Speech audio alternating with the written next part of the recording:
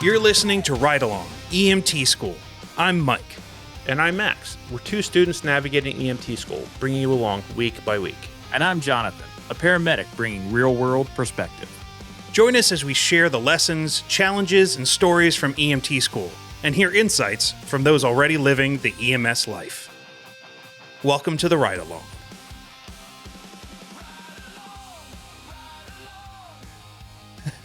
Welcome, everybody, to the RideAlong EMT School A podcast. special episode. Yes. All three of us in the same building at the same time. It's rare. It's It rare is, when it it is. happens, but It it doesn't is. happen often. It certainly is amazing when it does. Exactly. We get to see Jonathan live. I know. I see Max live sometimes, Sometimes. but it was Eh, most half. less lately. Less lately. You live because farther away, I do live farther away and life has been busy. So yeah, but Jonathan is a rare treat. he is. Yeah, a rose amongst two thorns. Yeah. Very true. And thinks highly of himself. Well, he's not wrong. It's cope. It's all cope. Well, welcome everybody to episode. I think we're on episode 49. We are indeed. Titled "The Day That Never Comes." But It's ominous. it is ominous because it is a day that comes every now and then, and they're a day that we truly fear. Yes. A day that brings, how you say, terror. That is the topic that we will be talking about tonight is terrorism. Yep. And this is kind of a big night for us because it is the final chapter It is indeed. Yeah. of our EMT textbook. We should have skipped 49 and just went to 50. No one would have noticed. Well, the chapters aren't named the same as the episode numbers, but yes, like we could have just gone Yeah, right just past no it. one would have noticed. But I mean, it's good to we should take note of this because of all the things we talk about in EMS, all the episodes we've talked about leading up to it. There's so many things that are those kind of low frequency, high acuity skills. Yeah. Right. Especially towards the latter half of this of our podcast or season 1, where we've been talking about things like OBGYN emergencies, like delivering babies. Yeah. How many providers have we met in the last 9-10 months that have delivered a baby? We had this conversation last night at dinner. Yeah. I've 15 years. I've never delivered one. I've had some people that are really close, like within 2 hours of getting them to the hospital they delivered. But yeah, I know more people that aren't providers that have delivered babies than that are. True. So it's one of those like delivering babies happens very rarely. Mm-hmm. Although I know a couple medics that have been on some deliveries. HazMat instances. Those probably happen more than delivery of babies. I would think so. It still happens rarely. MCIs, all these things in this kind of operations category where it's beyond the treatment, beyond the assessment. Sure. It's the things that happen very infrequently, but we have to be ready for them when they happen. Yeah. This topic is kind of the Mac Daddy of them all, where it's so rare that we all hope and we're very fortunate that most people will go through their entire lives without ever even coming close to an incident that is terrorism related. And it encompasses so many skills that are needed inside of one topic. Right. Like it's kind of a wrap up of like all the things we've been talking about for the last 3 or 4 episodes. Well, and more than that, because especially MCI, which I think that was our last episode, or was it the episode before? I think it was the episode before. Yeah, like the triage stuff, rapid assessment, talking about SALT or FAST triage, like all those things, they start being brought into terrorist incidences. Yep. HazMat gets pulled into terrorist incidences. Assessments, treatments, hot, cold, like we'll talk about all the different types of injuries that can happen in these terrorist incidences, but it's so it can seem overwhelming, the level of complexity that can be involved in these types of things. But they happen so infrequently that it's almost it's almost over the top to like prepare so much for them. But when they happen, everybody needs to jump in, right? Yep. Like they could be on such a large scale that without prepared people, things fall to shit, right? For sure. Right.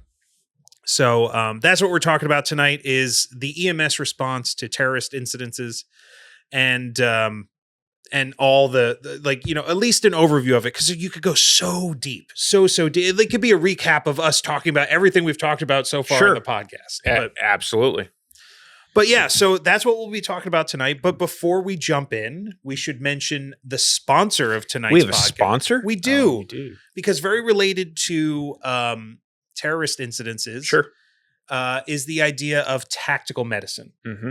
And we have a very special sponsor for tonight, which is Iron Forge Consulting Group, owned by and ran by this guy right here, Jonathan Aldridge, of which Max and I are both students and alumni. Yes. So this episode of the RideAlong EMT School podcast is brought to you by Iron Forge Consulting Group, your source for tactical medical, firearms, combatives, and crisis intervention training. Iron Forge is an industry leader in tactical medicine. Their courses offer an engaging mix of academic material and hands-on practical skills, including scenario-based challenges that prepare you for the real world. Whether you're looking for a one-day class or a multi-day certification, they have options that fit your schedule and budget. And every course is taught by a cadre of experienced professionals using evidence-based methods designed to keep you alive on your worst day. To learn more about upcoming classes and to sign up for training near you, visit bulletin.net. That's BULLETN.net. And search for Iron Forge Consulting Group classes near you. Now, Jonathan, do you have a couple of classes coming up, right? Or at least one? Yeah. So 2026, we did a bunch of classes where we like collaborated with other instructors. So we've got one or two more of those for this year. And then, one of the things that we occasionally do is work for some other folks and put on the National Association of EMTs TECC class, or Tactical Emergency Casualty Care, which is a civilian response, right, versus a military response, a civilian response with public safety to active threat incidents, which are closely tied to terrorist incidents. Exactly. Which is why we're honored to have you as our sponsor and our co-host for tonight's episode. It's funny because of all the things that we've talked about on this podcast, the terrorist incidences and unfortunately the responses to violence are probably the ones that the three of us are most familiar with. Because if you guys haven't figured out, along the way, that's how all three of us met. It's how we became good friends. It's how we kind of fell into EMS together. Well, Jonathan led the way, but he did. The idea of it being like we're all students of firearms training and we're students of martial arts. And that has been something that has tied us together. And the idea that, you need to respond with defensive skills as well as having a large skill set in medical, because you're way more likely to need to use that in life than any of the defensive stuff. And that kind of holds true for these terrorist instances as well. Yes, it's very important to know how to defend yourself, but knowing how to save people, how to help people that have been injured is the name of the game, and stuff like these kind of mass violence and scenarios, right? Tactical medicine. You'll hear us talk about that particular topic probably a few times in this episode, but we think that is a absolutely critical additional discipline that everyone should start. Everyone that takes EMS seriously should really put some time into tactical medicine. And even if you're not a provider, even if you're not a provider, you're just a mom or a dad or whatever your situation is, those classes are, I think, a critical thing that you should take. It doesn't have to be with Jonathan, although if you do, you'll have an amazing instructor. But really get out there and get training outside of what you're learning in EMT school. Yeah. One of the things, last episode we talked about highway incidents and vehicle extrication, and we mentioned a bunch of times in that episode, hey, vehicle extrication is its own kind of specialty and an offshoot, and we're talking about it as part of the EMT curriculum as like an awareness level thing, but you should go seek out that training additionally after EMT school. And so there's a lot of things like that, and tactical medicine is one of them. It's something I fell into very, very early in my career. I was very fortunate to kind of go that direction and be able to specialize in that and be mentored by some folks who are very, very sharp in that field. And but yeah, so if that's an interest of yours, there's additional training, and we're going to talk a little bit more about that along the way during this episode. Yeah, for sure. But yeah, it's important to keep pushing ourselves to find those additional things that that we may really be able to employ. But yeah, so that's our kind of overview of this week, what we'll be talking about, and obviously we'll dive into some stuff. But how about you guys? Any updates on how life is going in EMS? Oh man. So I started a new job a couple weeks ago. Yeah. Nice. So as I've divulged on the podcast before, I'm going to be taking a critical care class. Yes. Here in the future. And so I needed a gig that gave me a little bit of flexibility schedule wise. And so I started a new gig working for a hospital, doing some transport stuff in my local area, and started that. But additionally, it's weird because it's like I worked and I'm supposed to be doing transport, but apparently we run mutual aid 911 calls for the local municipality. Nice. So my first call at this job was a 911 response for nausea vomiting. Yeah. So, but no, it's a cool gig. There's so many different things you can do job wise, career wise, and so many different paths you can go down with all this stuff. And I feel very fortunate to get the opportunity to check some different stuff out. And yeah. And you're up here this weekend. I am. Yes. So kind of talking about, terrorism incidents and responding to those, and then adjacent like active threat, active shooter type situations.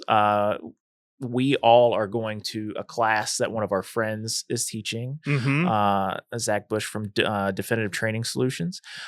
He is teaching an active shooter class and how to respond to active shooter situations. Yeah. Right. Zach is amazing. Yes. He is a school resource officer out in Indiana who has dedicated a lot of his curriculum to these kind of like low frequency, high acuity events such as active shooters in schools. He is dedicated to protecting children. Yes, he is. I'm so we're so lucky to have him as a friend. He's such a good dude, and we're really excited about taking his class this weekend. I believe it's Active Shooter Definitive Response is the name of the class. If by the way, if you want to check him out as well on bulletin.net, he lists all his classes on there as well. But there's also something that we're doing tonight. So I saw an opportunity. I was super excited about this. Jonathan said he's coming up, and I'm like, well, usually stays at my house if he can a day early, but I'm like, I'm on shift. Like I'm doing an EMT shift from 6 p.m. to midnight on that Friday. And I'm like, you know what? Let me reach out to my chief. And I got Jonathan into a ride along tonight, so the two of us can at least spend some time together, and he gets to see where I'm working, and I get to hear his thoughts on stuff. We decided to ditch Max. Yes. No kidding. Yeah. But no, there's only two of us that can fit. Well, so. and we talked about it. It's straight up clown car tonight. Oh yeah, there might be a clown car tonight. Because I think there's an EMT student on as well. Nice. Based on the schedule. I don't know how that's going to work out. Usually I have been on an ambulance with 4 before. And it gets a little tight. So we'll see how that goes. Yeah. Hopefully we don't have to call for lifting assistance. We're gonna. The fire crew in my hometown will not have to get called out for a lift assist on that on a call tonight. But at least for 6 hours. Yeah. But yeah, we're having some fun. I've been trying to be as regular as I can with EMT shifts. Usually work in evenings, like 6 to midnight, because I can do that around my my work schedule, and just trying to get as many reps as I can. and I think I talked to in the last episode about like the mistakes that I make, like driving around, getting lost with my my GPS bringing me different places. So everybody does it. It's an essential part of the gig, is like doing the stuff and then recognizing like, oh, I could do this better, right? So I need that. I need those reps. We all need those reps.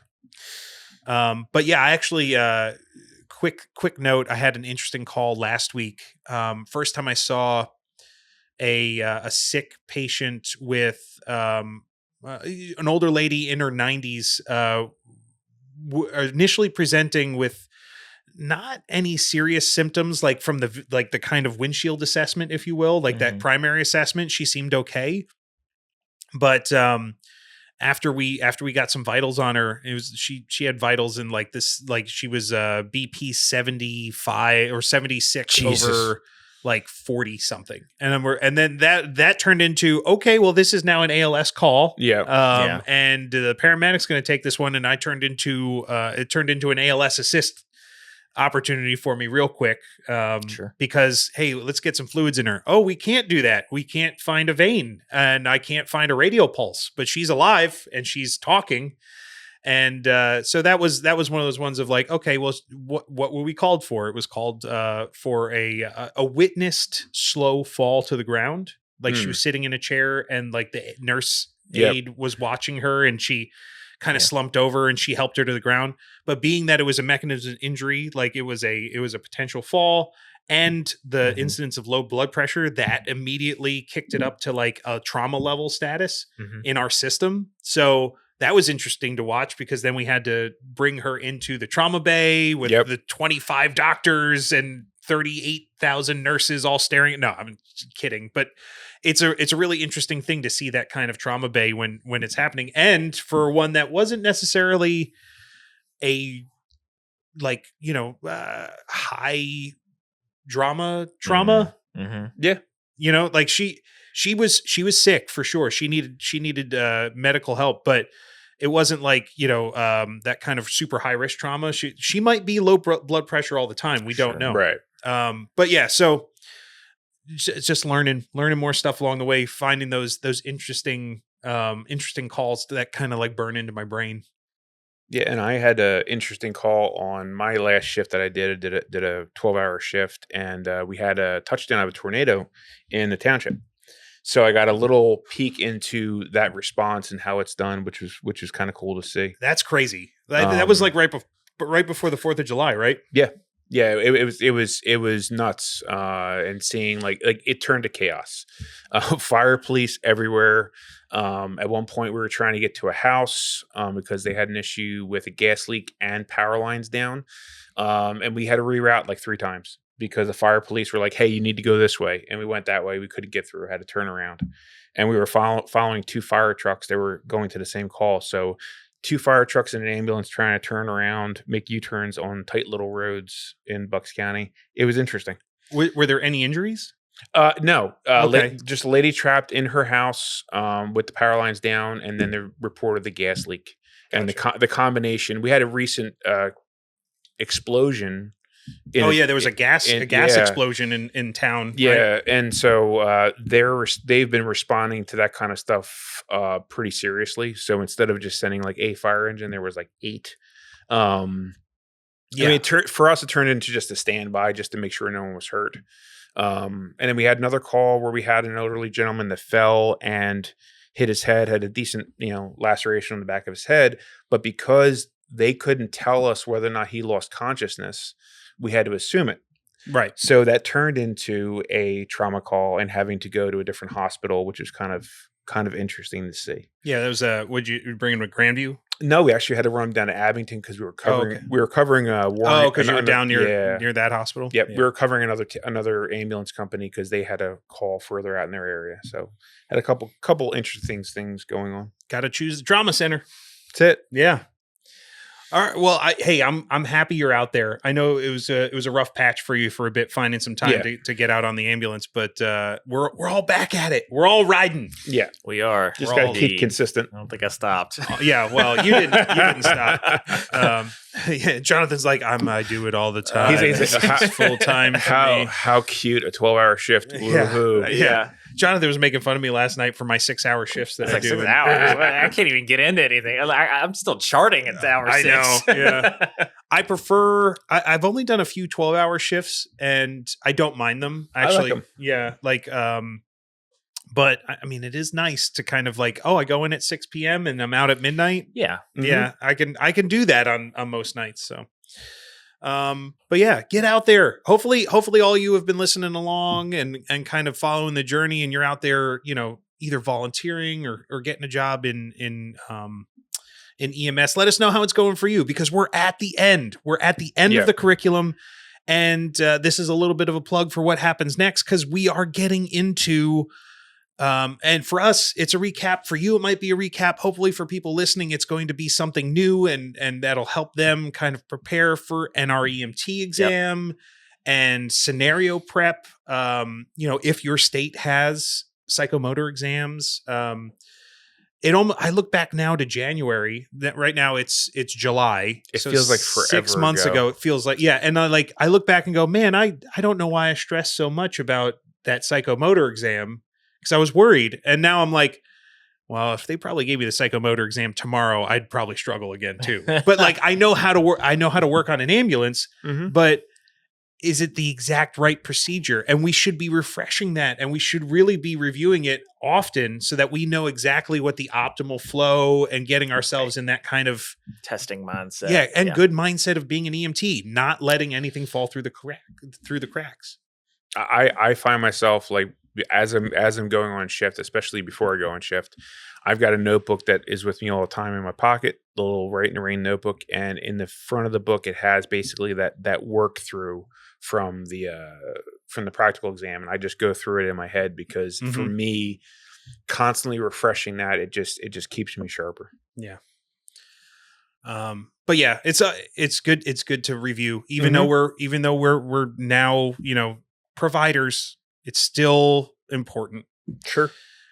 But what do you guys say? You want to get into tonight's episode? Oh, come on, we've done enough. That was enough for an episode. Right? I mean, you know what? I don't know how often people even listen to the rest of the episode. They might just be like, you know what? I want to know what Max has been up to this week. I don't think that's the case. That's never the question I have. I bet you there are as many people that listen to the podcast that want to know what your volunteer experience has been versus those that want to hear me sing more. I think the sing more is both higher. are zero. Again, emails. We do love hearing from you all. Please send us a note, whatever you're thinking, at RideAlong EMT School. Yeah. Wait, what is our email address? RideAlong Podcasting. Oh, RideAlongPodcasting@gmail.com. Thank you. Yeah. So send in your notes, your requests. He always wants to sing. It's right there at the edge. It's always there. You don't hear it because he's bashful now. He stops before we record, but I'm telling you, he's got a microphone in front of his face. He wants to do it. You know what? Actually, I am self-conscious about the singing, because I used to be a better singer. And then as I've like the last 3 or 4 years, my voice has gone to shit. Like if you don't exercise it, it's true. I don't exercise it very often, but just let us know how your day's going. Let us know if this brings some brightness to you, or like just, we want to hear your story. Absolutely. Okay, so for tonight, we'll start where we normally start with our medical term of the week, right? Which for this week isn't, it's kind of a cop-out. It's not really a quote-unquote medical term. Like sometimes we like to get deep into like a very specific EMS term within the medical term of the week. This week, it's a very broad term because it's a definition. It's something we want to kind of level set that'll help kind of set up the rest of this episode. So the medical term of this week is terrorism. Yeah. Which many people may have a different understanding of, definition, examples in their head of things that are terrorism. Oh, I guarantee that. Yeah. However, where we wanted to kind of set the bar is to explain the definition and then some examples, and then where we do get into some of that gray area, right? So let's just start with the definition. Which is the unlawful use of force or violence against persons or property to intimidate or coerce a government, the civilian population, or any segment thereof in furtherance of political or social objectives. Now there's different, like I actually looked it up. There's slightly different variations of that same definition in the big definition companies like Webster's or Merriam or whatever. But generally it means this, like it all kind of coincides around the idea of force or violence against, or for the purposes of political or social change. Right. Like, and it needs to have that political aspect to it. For it to be considered, quote unquote, terrorism. Right. Well, another aspect is fear. It's meant to instill fear as well. Yeah, it's meant to intimidate. Like it's meant to cause change.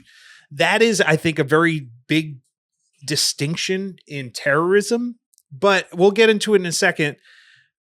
Where does that line really get drawn for us as EMS, right?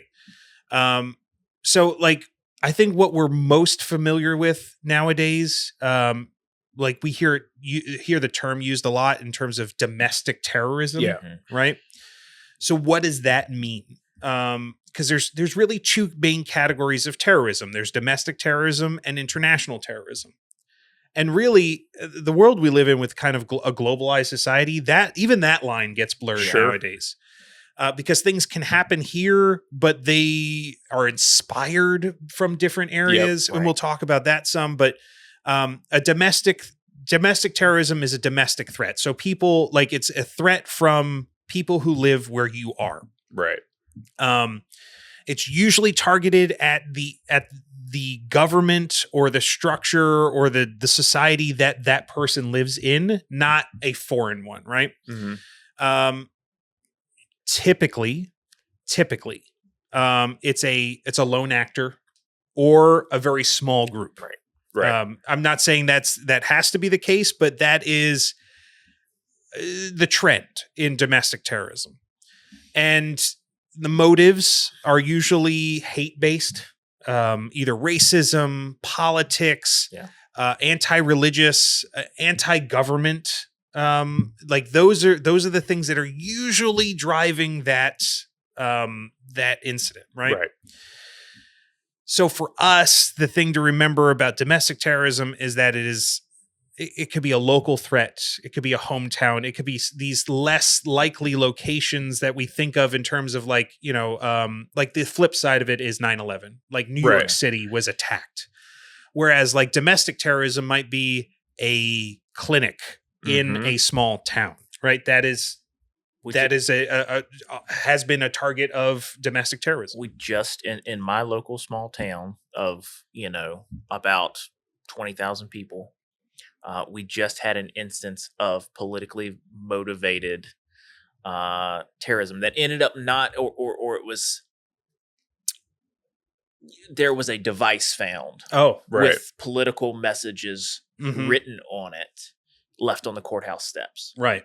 And it's still under investigation. And, I didn't respond to this. I wasn't even in the area at the time. But small town America. Yep.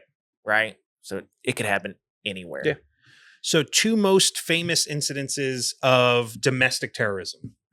I mean, this is partially my opinion. I'm sure everybody has something in their head that they may say falls into the domestic terrorism category.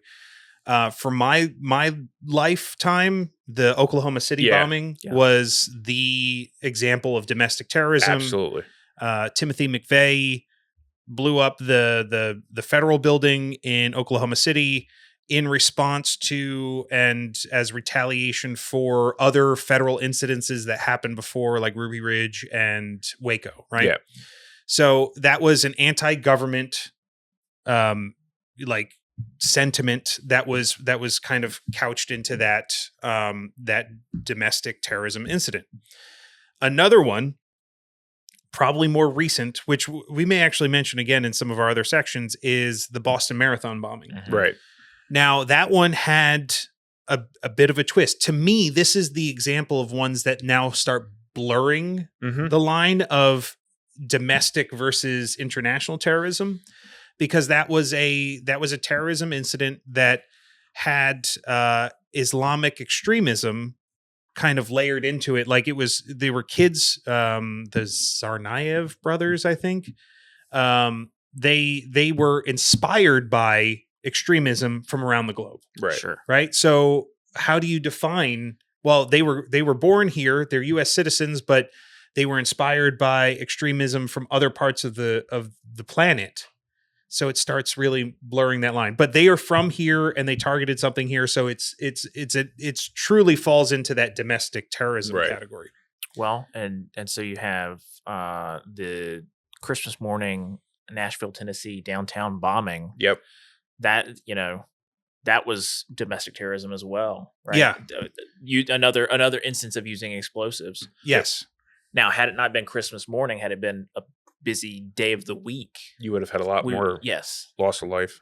I don't know. Interesting. But did that so this is again where the gray areas start coming into play, because was there a motive kind of determined for that?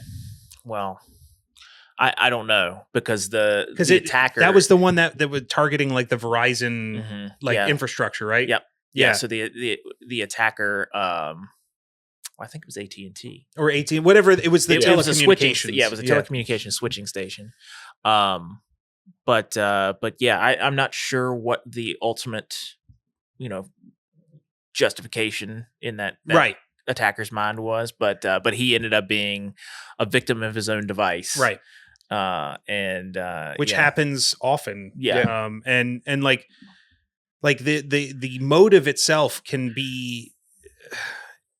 Honestly, one of the takeaways that we had from this particular topic was the motive actually is less important than the least important thing of anything that we're talking about. You're actually probably not even going to know what that motive is when you're responding. Exactly. And that is why, it's almost like we're talking about what terrorism is, but it really doesn't matter, because from our perspective, the response is going to be generally the same. Yeah. And depending on what system you're in and all that stuff. But this is where the curriculum and the book brought us first, was kind of defining what falls into this category, right? Which is where I started asking some questions, because this is something I found very interesting about our textbook, is that in there, they were talking about terrorism, very specifically to terrorism, to that kind of true definition of like, it's mass violence, but with the goals of political change or motivation. But in my head, I kept asking myself, but what about these incidences of mass violence that we see throughout the world, like, or throughout the country, of school shootings, of, like driving into crowds and all that stuff. And I thought, I'm like, is there a gap in here? But really it's the definition that they were going for. But to me, and I think you guys would agree, that mass violence really should be talked about in the same breath. I think so. Because the response, the things that we worry about are going to be the same. Well, example, the shooting at the school in Nashville.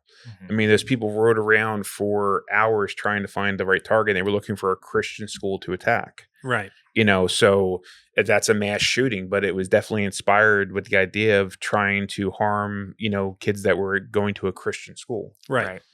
So while the motive of those, because like, and I think the definition is like, or one of the defining kind of differences, those school shootings were meant to just harm people. Like we can get into a whole topic on like the depraved individuals that perform those acts and how absolutely despicable they are. But they were doing it for what seems to be the act of just harming, right? Which wasn't necessarily in the definition of terrorism, right? But it's, in my opinion, it's terrorism. And like it's the same thing. And to your point, right? Like one of the aims of terrorism, as I mentioned, was there's that fear component, right? There's this power kind of craving and this wanting to cause fear in these lone wolf or small group active threat attacks that maybe don't necessarily check the full box of terrorism, like by definition, but like, it is a localized act of terrorism. Yeah. And from the EMS perspective, your response is going to be the same. Right. And I would even say that the risk is possibly higher because you're on the ground level of some of those things. Like when we talk about the traditional terrorist incidences, EMS is going to be coming in after. Yep. Whereas some of these sustained things that we've seen. So for instance, like, I think one of the biggest ones that sticks in our heads in terms of being kids from the 90s is like, Columbine. For sure. Which had a mix of both explosives and active shooter. Uvalde, Sandy Hook, Parkland, these kind of like school shootings that stick in our head. Pulse nightclub. Well, that was actually that kind of falls into the domestic terrorism aspect because that was an Islamic extremism example. But again, the lines are blurred, right? What's the difference between the Pulse nightclub shooting versus a school shooting? Like, it's still people being harmed, and as EMS, we still have to respond to help people the best we can, right? So that's why that's my point exactly in this is like when we're talking about this on in our purposes, we're kind of bringing all these things together. Whereas there is a literal definition that does make a distinction between them, but the reality is that the lines are way more blurred. So. With that, so that those are all examples of domestic domestic mass violence that we feel kind of, really belong in with that same discussion as domestic terrorism. Whereas there's also the international terrorism aspect as well, which truthfully is far less prevalent. Like we just don't see as many of these when they happen, but when they happen, they're big. They're big stories.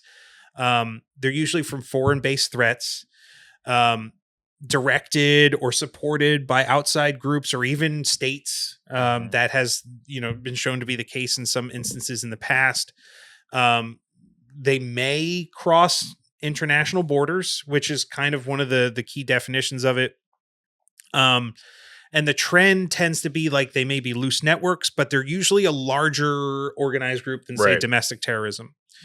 And when it's a larger group, likely they're targeting larger events, larger groups of people. Biggest by far example of this is 9/11 for sure. Like I think that is ingrained into our country's DNA at this point to recognize and understand that as the benchmark for terrorism. It was on such a large scale. It was it's without question politically motivated. It was so horrendously awful as something that kind of cut into the hearts and really terrorized the entire country, right? That is the goal of of international terrorism. So like the 9/11 attacks, the World Trade Center bombing before that in 1993, the New Orleans Bourbon Street attack that was on, I believe, New Year's Eve 2025. So like all of these things are examples that have usually a religious extremism aspect of it with actors that may be coming from foreign countries that are trying to inflict a lot of violence. But like the things that we're going to talk about in this episode is that there's a lot of different varying forms of injury. There's a lot of different categories of terrorism attacks. And ultimately, it's our responsibility, to make sure that we're safe, that we're keeping people safe, but also we know how to respond to the injuries and, patients that may exist in those different categories. All that fall under this umbrella of terrorism. Which is pretty big and broad. But yeah, so that's the medical term of this week is terrorism. And kind of sets us up to kind of understand the different types of events, of incidences that may happen from that. But yeah, so. Yeah, and then we start talking about different incidents, the active shooter thing is what you hear a lot about. And there's other types of attacks that aren't as common, maybe not even have happened, but you have to be aware that the risk is there and how to respond to that risk. So why don't you bring us through? So now that we kind of have an overview of it, Max, like, do you want to take us through like the types of terrorism incidences? Yes. Incidents. So is it incidences or incidents? Incidents. I would say incidents. Am I putting too many syllables in that? You might be. I think I am. I Incidents. think he is. Let us know what you think. But no, there's another acronym that, once again, we're using these damn things. Alphabet soup of EMS. Alphabet soup. And that is CBRNE. And that stands for chemical, biologic, radiologic, nuclear, and explosive. And these are the main categories of terrorist attacks, how they can come, how they're born.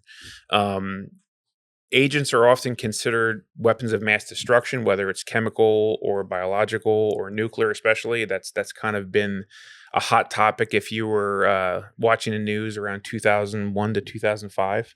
Oh, yeah, the WMDs. Going in for the WMDs. But the goal is the same. It's just more widespread. It's to cause harm, fear, and disruption. And when you're talking about these kind of things, the response from EMS, the government, is going to be way more involved. And that's what they want. They want to get the attention. They want it they want to burn it into the brains of their victims, and that includes the populace as well.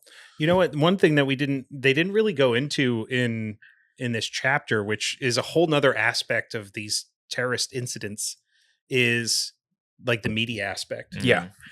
Which we are certainly not experts on here, but it's something you will have to be aware of. You should at least be conscious of it, is the reality that cameras are always on you. Yeah. So whether it's just a traffic incident or something like a nuclear attack or a biological attack, cameras are on you. Yeah. And they could be professional, or they could be a drone, or they could be someone holding up their cell phone. Yeah. And you got to be aware of it. But the main takeaway for EMS is that when you have these events, you have to treat it as a hazard. Until you know what actually is going on, you should be treating it as the worst possible event that you're walking into. Yeah, if we respond to this, we're in danger. Yes. Like that is essentially the kind of key thing that we have to keep in mind. And the whole thing we talked about, like cold, warm, hot zones, you may not know what that is. If you have something that's like a radiological attack, like that could be miles. Right. Yeah. Not just, the 100 yards that you can see the incident happening at. So just understand what you're getting yourself into. And once you understand what you're dealing with, then respond accordingly. Luckily, though, not to overly, not to scare everybody, because like I think one of the goals of this is to help break it down so that we understand like that there is things that can be done about this. Luckily, those super large scale attacks are so rare. Yes. And sometimes when they get that big, it wasn't even intended to be that big. Like 9/11, I don't think they ever, in their wildest dreams, ever thought that it would become the size of the event that it did. No, I think that they had way more success with their intention than they expected. Yeah, I don't think that they would have ever thought that they'd take both buildings down with the planes. But that's what happened. So it grew way more. It shut down a city. Yeah. And a whole not just a city, an entire tri-state area. Yeah.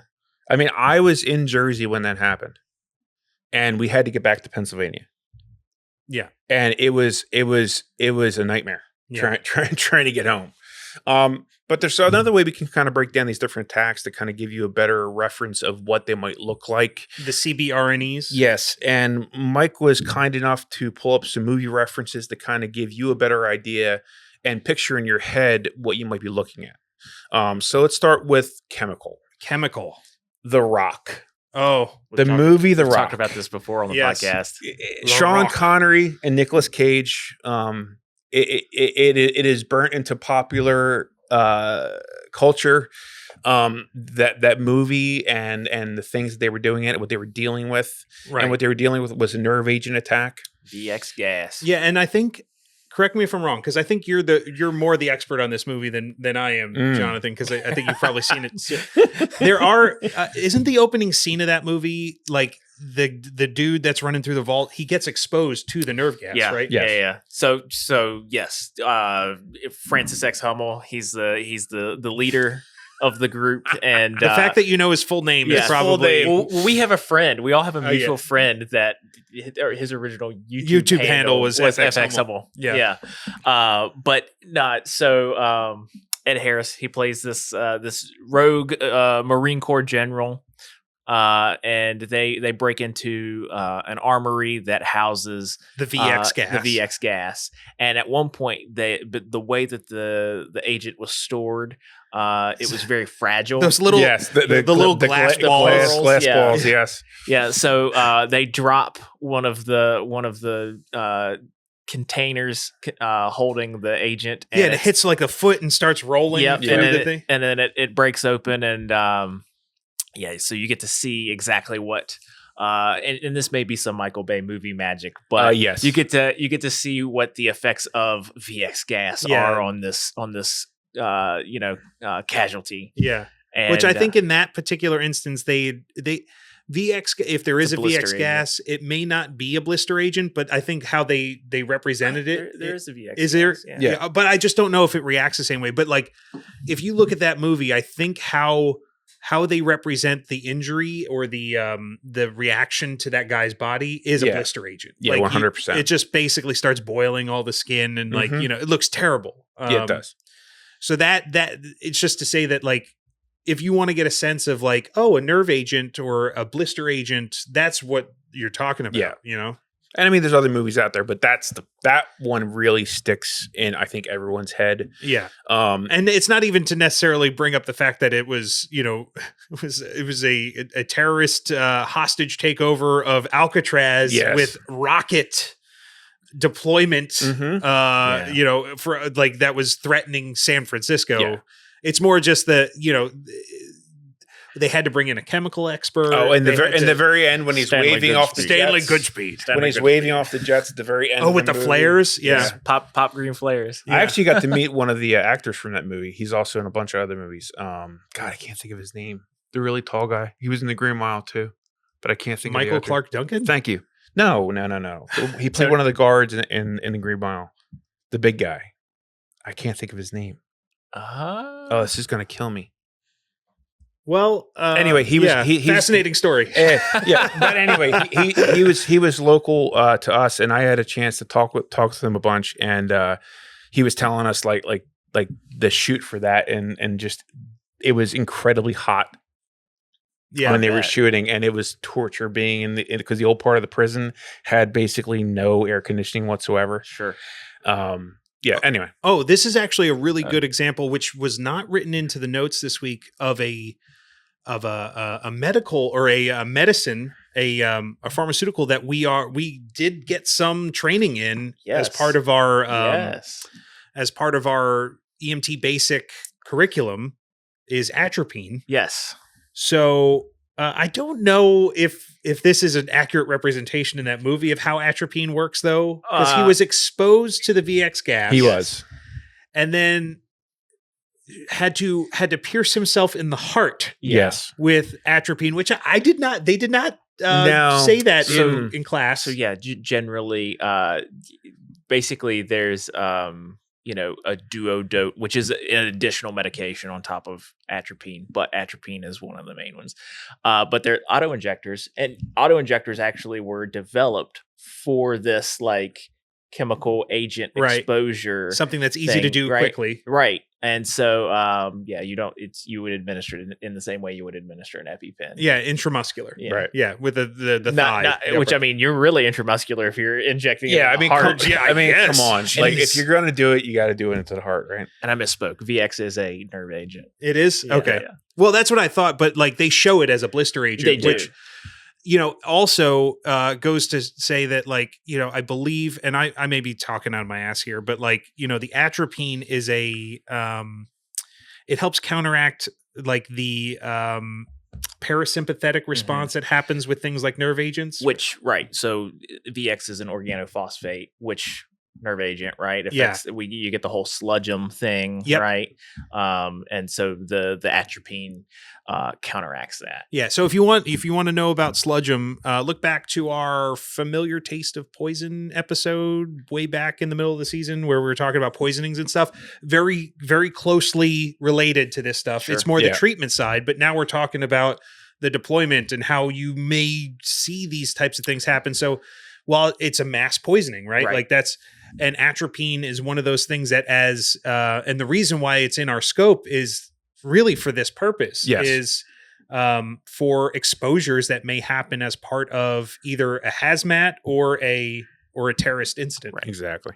But yeah, this particular movie is a perfect example of that chemical exposure, chemical weapon use in terrorist attacks. This is an example of domestic terrorism. Right. By the way, if anybody knows Nicolas Cage or Michael Bay, and they're like, "Hey, you know what? These guys were talking about your movie, and you should reach out. You should go hang out. You go talk to them about The Rock. We would entertain this. Oh, 100%. I know where one of the actors works out. I'll have to go stalk him there. Oh, okay. Well, maybe don't admit that. In social media. And in any case, so there's other chemicals too. There's different kinds of cyanides. Is another way, and even something as simple as riot control agents. Yeah, and we saw that during the Summer of Love, where people were basically blocking highways and then putting tear gas into people while they were driving by and stuck in traffic. Right, but it's to say that like in these types of terrorism incidents, like those agents, while they may not be lethal, they can still be used for the purpose of instilling fear and terrorism and all that stuff. And in that case, it was 100% being used that way. They had it used against them, so they decided to start using it against, civilians that were just in the place. So somebody out there makes a distinction between what is and what isn't terrorism, and it's all kind of nonsense sometimes. And then we have biologic, and the most popular one, and I agree 100%, is Outbreak. Oh, now that's a movie. That's a flick right there. Fun fact, that movie was one of the first instances of me being like emotionally traumatized. I'm not kidding. I watched that movie at like six years old. Super scared of any monkeys. Sort of like, just monkeys are no go. I had hospitals. I was scared of hospitals for a long time. Helicopters. I was convinced I was going to get sick if I went into a hospital. And look at me now. Yeah. Well, your childhood trauma was from Outbreak. Mine was from Jurassic Park. Well, see, that's my favorite movie, though. I know. Outbreak is one of my favorite movies. I think Dustin Hoffman does a fantastic job in this movie. Morgan Freeman plays a bad guy. Donald Sutherland, Rene Russo, Cuba Gooding Jr. is in it. Oh my God. It's a great movie. Kevin Spacey does a great job. So like the acting is fantastic. The thing that always fascinated me about this movie is it truly represents, I think, the breakdown of like how people feel, like the emotional toll. And just the absolute terror of this thing ravaging a community. And I, if you really want to kind of dig into this, I believe, so like the biologic agent in that movie, while it's not a terrorism incident per se, it's a good example of what you may see in a incredibly devastating disease, which is not COVID-19, but that's a whole nother thing. It is a hemorrhagic fever. Fever. I think it's a modified version of Marburg. Marburg variant U or something like that. Like there's a lot of people put or think of this category of disease as like Ebola. Yeah, so that's the most common. Ebola is a hemorrhagic fever. If you look up Marburg, it's a variant of one of these hemorrhagic fevers, and the fear is that it becomes weaponized, right? And that is fast acting, and it has such a high death rate, and very like it's terrible, and people like basically liquefy and they hemorrhage throughout their whole body because of this disease. And you see it in that movie. Yes, you do. You see people dying from it. You see people trying to help others with it. And including caregivers. Right. Which is part of the plot of the movie. Yeah. Like, and that's a really great point, Max, because from our standpoint, we're the ones that are tasked with going in and trying to help this stuff. And no matter what, like the idea of it being respiratory and traveling through the air and like that is real. Like we saw that in real life with like all the fear that we saw around for COVID. Yeah. And like, so while I think in the long run, we realized that thankfully the COVID-19 stuff was not nearly as serious, or I shouldn't use that word, as deadly or as impactful it wasn't as like it wasn't a hemorrhagic fever. Yes. No. But the reality is that level of kind of spread with a more deadly virus would be absolutely just the most terrifying thing in the world. And you had an example of the way not just EMS, but everyone would react to something like that. Yeah. Just without the massive death toll that was expected. Yeah. So I have a suggestion. It directly relates to terrorism. Whereas like, Outbreak as a movie, it's a great flick that shows, some of the, what could happen if you had like a biological agent that was modified and kind of released and that sort of thing. I have one that directly relates to terrorism, but it's a book. Oh yeah. So the Tom Clancy book, Rainbow Six, deals exactly with, so if you took like the visuals from Outbreak and you put in, the story from Rainbow Six, that you would have the perfect biological terrorism story. There's a few good books that kind of go into that world. One of those Terminal List books, I forget which one of them deals with a potential the Devil's Hand, maybe. Mm-hmm. I like those books. Those books are awesome. Yeah. But also the not Da Vinci Code, Inferno, the third book in the series, I think it was, that one also deals with a viral release type thing. So like the idea of a viral or biologic agent being released as a terrorist incident is so, like, there are so many popular examples of it. And again, it's are these movies and books fictional? Yes. But I think it is good to see how a large group would react to something like that. Yeah. And it doesn't have to be Ebola. It could be something like anthrax, a bacteria. We had all those instances where anthrax was being mailed to different congressmen and senators, in DC. The white powder in envelopes. The white powder in the envelopes. You don't even have, I mean, don't listen to this as an instruction manual, but like, you don't even necessarily have to put the actual toxin or the bacteria in the envelopes. Like there were so many copycats sending just white powder that was effective terrorism. Yeah. Sure. It's that fear component. Exactly. And then you have toxins like ricin, or you have viruses like smallpox. Right. Like the idea of weaponized smallpox is terrifying. But smallpox is a bacteria as well, I'm pretty sure. I think it's a virus. Is it a virus? Yeah, I think it's a virus. And it gets an inoculation, I think. Well, we'll make sure. Because we don't really talk on our but ricin is an interesting one because it's actually little tidbit. It's derived from castor beans. You guys are correct. It's a virus. It's a virus. Yeah, I'm incorrect. Sorry. And I mean, smallpox decimated the world and the country. Before you had the inoculations for it. Right, and the thing is, it's not. Like people can still get smallpox. They can still figure out how to do inoculations, but like, this is absolutely like the scariest part about society. There are organizations, state actors, like countries that are that work on having a form of smallpox that is weaponized. It's happening right now. Yeah, like this is why there's viral laboratories run by governments, right? Yep. They look for ways to use, and now none of those things have been,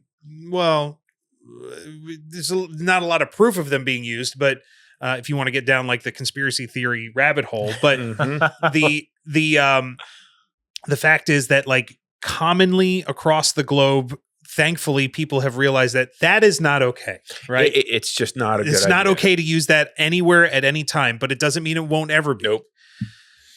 But biological terrorism and weaponization of biologics it's probably one of the oldest forms of weapons of mass destruction. Sure. They used to hurl rotting bodies over the walls at castles, right? That was a form of biologic terrorism. Absolutely.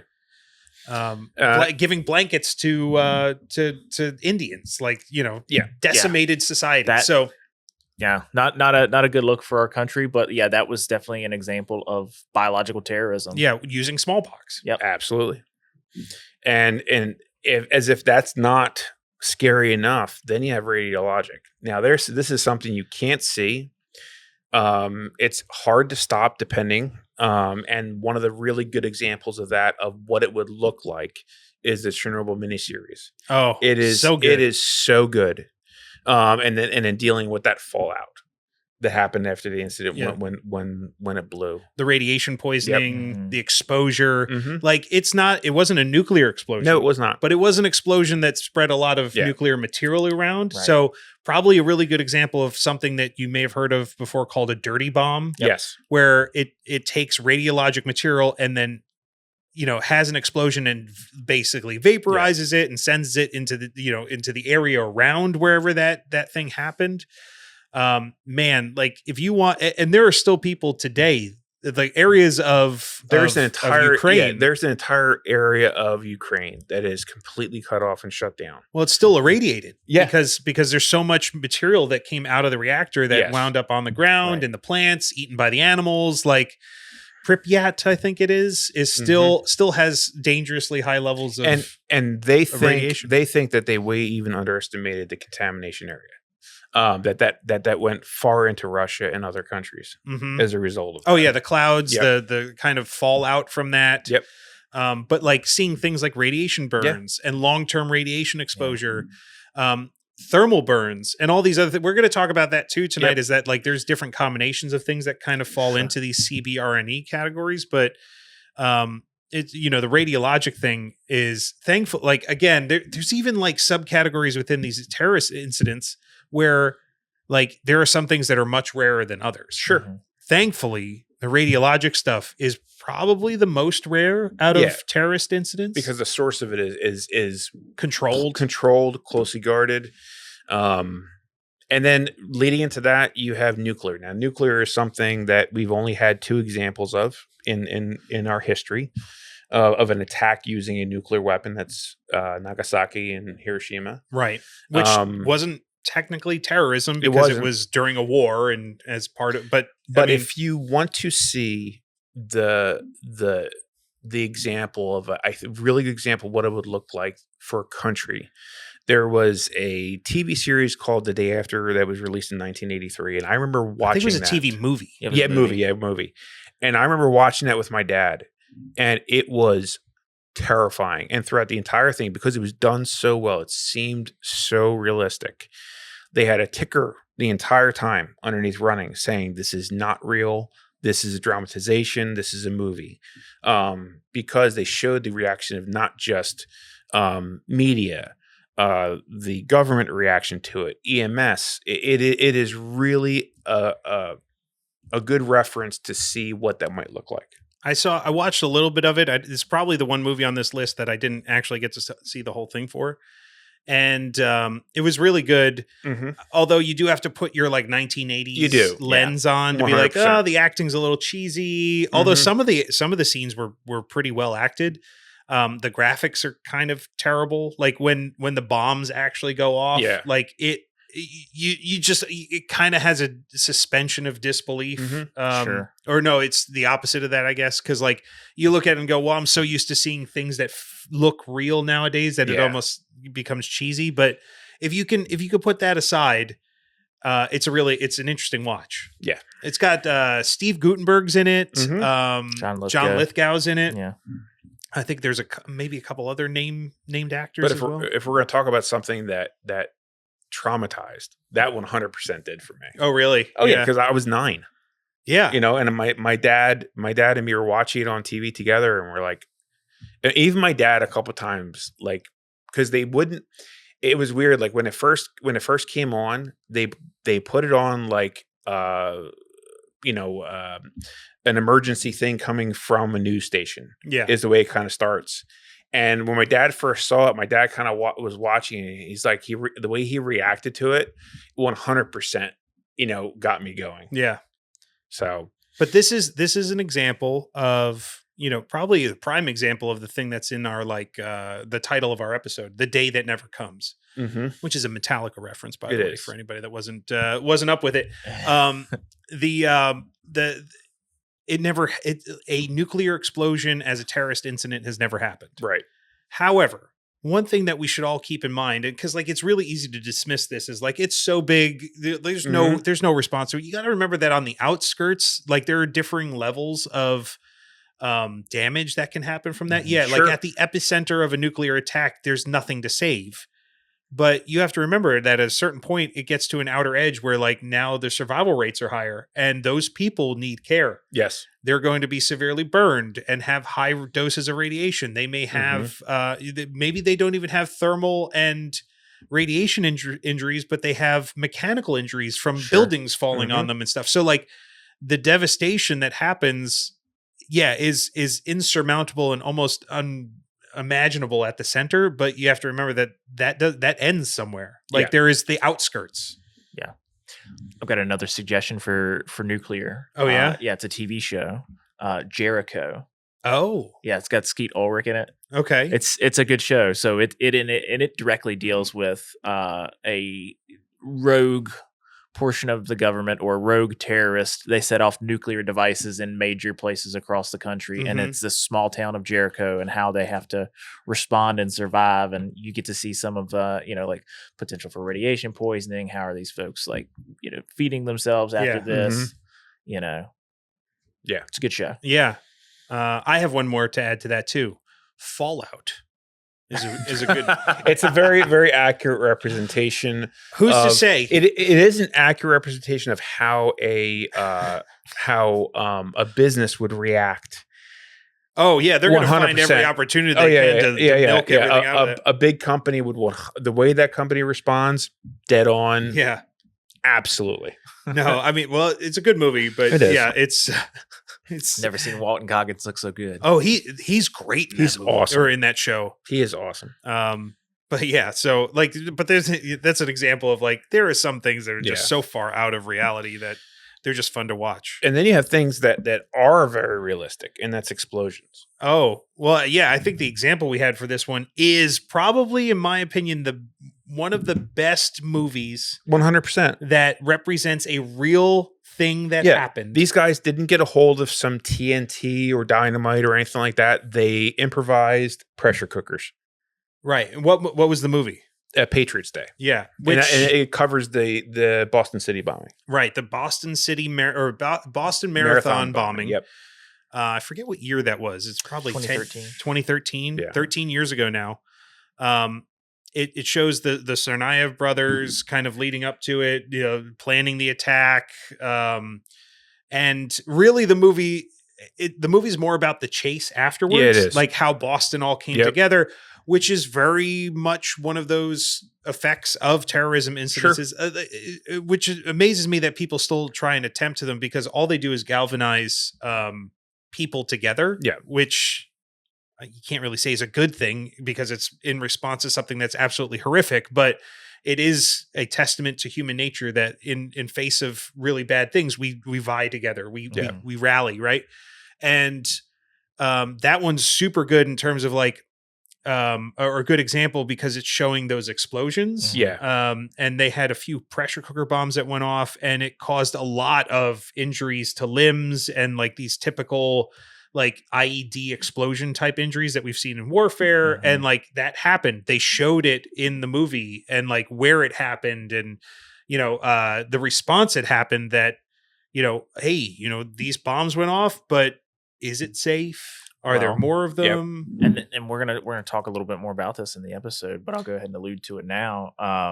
The plan was multiple devices, right? Yes. Set off at different times. Yep. Yeah. So, and I think how many actually went off? Was it two? Yeah, they had two. But they also found one as well that didn't go off. And local to us, in this region of Pennsylvania, we actually had a situation where they were finding pipe bombs. They found one at a school. It happened about 4 or 5 years ago. And they were inert devices. They were nothing. They weren't going to explode. They were just made to look like they could. And that caused chaos. You don't need the explosion, just the inference of what could happen. is enough. Yeah. And I think this is definitely one of those topics that, of all the ones we covered, this is the most realistic for you to run into. Mm-hmm. Well, so there's one in this category that we did not add in because it's not part of the traditional CBRNE. Yes. However, but it is one that has to be on the forefront of your mind. Right. And I would actually, in my head, I usually put it in the same category as the explosive because firearms and active shooters, I mean, technically each one of those is a little explosion. So like it's mechanical injury. That's what happens with explosives. I think they tend to be very akin to the same types of injuries or similar injuries, but then you have a bunch of penetrative stuff, more so with the active shooters and firearms related incidences. So that is a missing one from the CBRNE category, which again, I was a little intrigued by. Like, it almost seemed like it was purposefully excluded from the curriculum, which we have not done yet in this entire podcast. Point something out from a curriculum thing that was like not there, but it needs to be pointed out. Yeah, it really should be, because it is a form of like that 100%. that is something that terrorists use. We can't talk about terrorist attacks without talking about the other aspects of an active threat. Right. So that whether that be the use of firearms or whether that be the use of, renting a U-Haul or a box truck and driving through a crowd or what have you. Because the fact is that while that can be its own category itself, it is often a secondary category to all the others. Because if there is a terrorist on scene, if they're setting off one of these other types of CBRNE devices, there is a likelihood that they are also able to become an active threat, and then may start, doing secondary attacks with a firearm or something, that is penetrative, or like a weapon per se. And the movie we're talking about is The Kingdom. Oh yeah. So in The Kingdom, there was a mass shooting. It happened in Saudi Arabia, and then once all the first responders were there, they set off a bomb in an ambulance. Right. Yeah. And the goal was to bring in those responders, to bring in that response, and then attack the people that were trying to help people. Yeah, and so like there may be two methods to the terrorism, but the target for that was the responders. Yes. Which is one of the grim realities of the world that we live in, is that sometimes we're going to be the ones that people are trying to hurt, which that sucks. And we had a real world in the States in 1997, the Atlanta family planning bombing, which was targeted towards the first responders. The secondary device ignited an hour later near the command station. There was a bombing.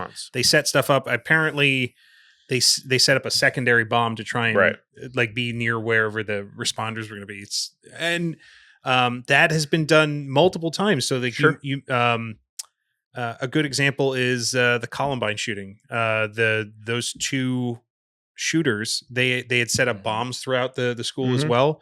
One of which was in the parking lot where all the first responders were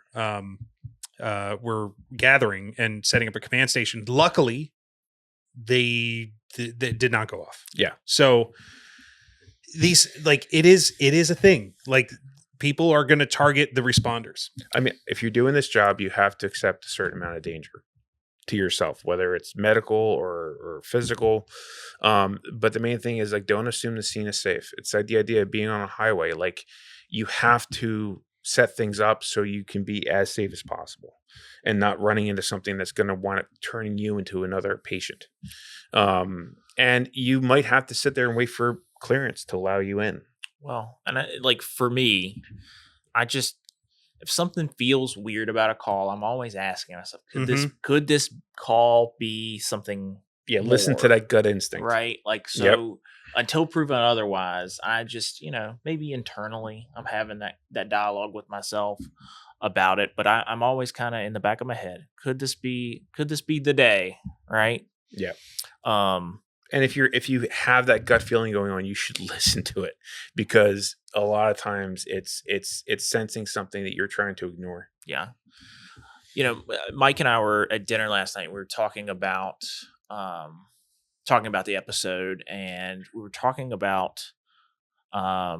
Actually, no, we were watching Emergency last night. Emergency. And we were watching Emergency. Give a shout out to that. Which we have not talked about nearly enough on this show. Yeah. Which we will talk about more because now I saw the first episode and I'm like, oh my God, this is great. So we're talking about the episode for today, and the reality is when you're responding, and we've already said it, when you're responding to an incident, and like there's a likelihood of violence or terrorism or whatever, that you're probably not going to be able to determine that in the heat of the moment. Right. No. Right. Like you're not going to understand the ideology of why this is occurring. You're not going to understand the motives. Mm-hmm. You're probably not even going to understand the who, other than unless you see somebody actively carrying out violence, you're not going to know. This is all stuff that's going to be identified after the fact. Yeah. Correct. But is there a way? Are there things we can look for that help us? Exactly. So there are some things that we're going to try and observe and think about going forward. And this is another mnemonic device that is added to the EMS alphabet soup. Yep. Because it needs more.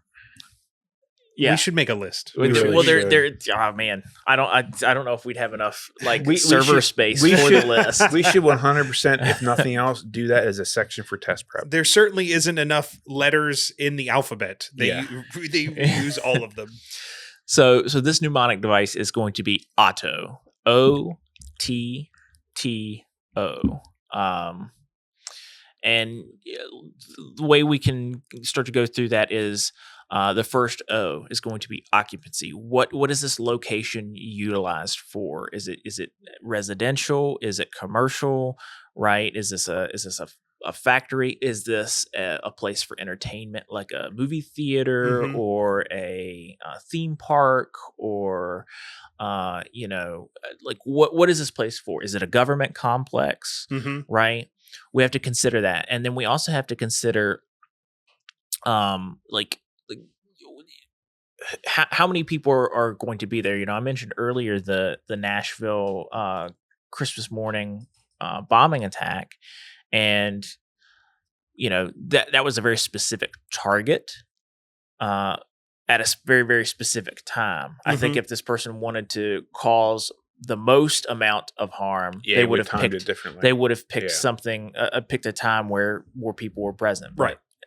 Perhaps that wasn't the goal. So the number of people there can factor into what type of location. A sporting event, right? There's we were talking off camera about some movies, but The Sum of All Fears, a Tom Clancy book, turned into a movie with Morgan Freeman and Ben Affleck. The Dark Knight Rises. Dark Knight Rises. The Gotham City football stadium. Right. So even The Rock, that was the whole point. He was going to target a football game. Oh, right. Yeah. So they launched that rocket. So we have to consider the occupancy. How many people are there, and what are they doing there? Additionally, that's going to lead into the the first T, right? And so the type of event, right? Another thing you look at is the Las Vegas shooting, right? Those folks were there. That was a prime example of a terrorist attack during a concert. Yeah. Well, technically not terrorism. Yeah, we're going by the mass shooting. It was a mass violence episode, but again, for our purposes, it's so blurry. Yeah, it's.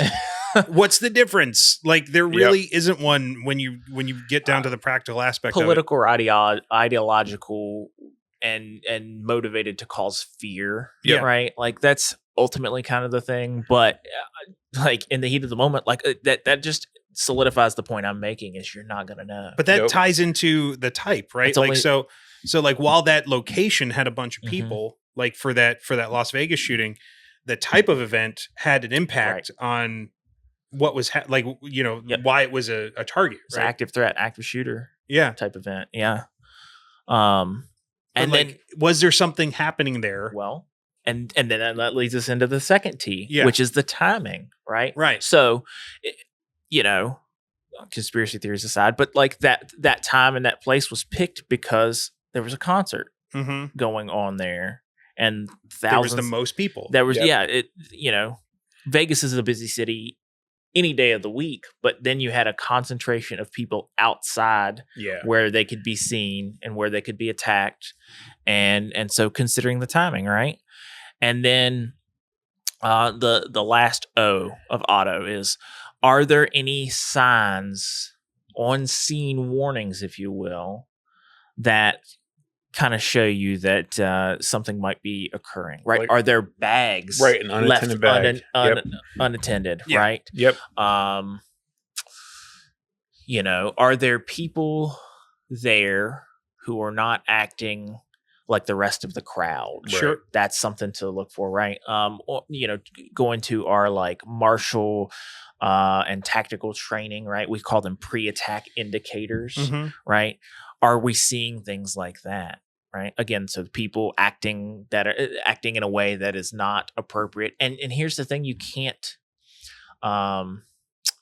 profile people based on how they look, but based on what they're doing. Well, sure. And what is that appropriate for the environment that we're in? The example of a concert, if you have someone that's paying attention to, say, the security or the police that are there and not watching the act of the show, yes, I mean, that's a pretty clear indicator. Okay, what that could be another security member, but no matter what, he's not there to enjoy the show. right.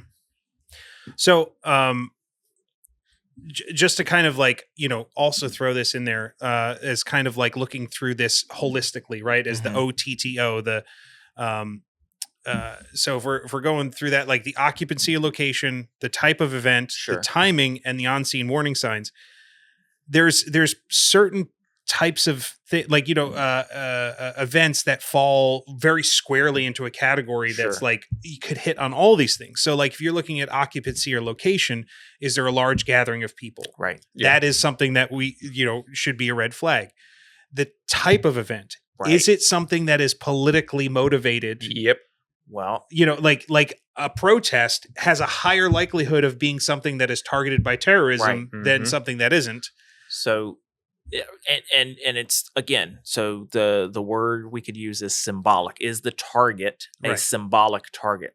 If we look at the Oklahoma City bombing, right, that particular building was picked because it was a government complex, right. And because of the attacks, or because of the incidences of that occurred at Waco and Ruby Ridge, that building was selected because there was a government agency office in it that had particular ties to both of those incidents. But also not just the place, but the time was it was on the anniversary of that of Waco. Right.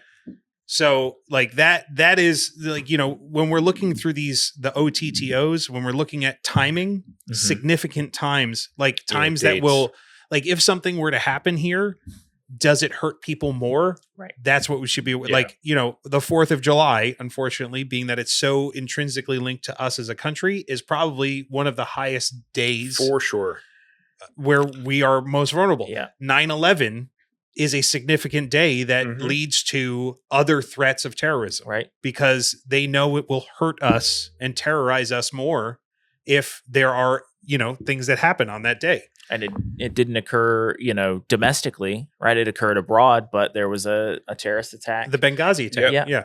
Right. So the movie 13 Hours with John Krasinski in it. Oh, great movie. It's a wonderful movie. So good. But yeah, I mean, like, so the people that are planning these attacks, they may pick these symbolic targets or these symbolic times or just times around events that are linked to emotion. Emotion. Yeah. I mean, the main thing is just make sure that, like, if you're doing a standby at a July 4th day celebration, just understand and be on guard for those kinds of things and be prepared, that have that in the back of your head that, okay, this could turn into something. That doesn't mean it will, but at least be ready for that. Yeah. Like you should prep in your head things that may happen.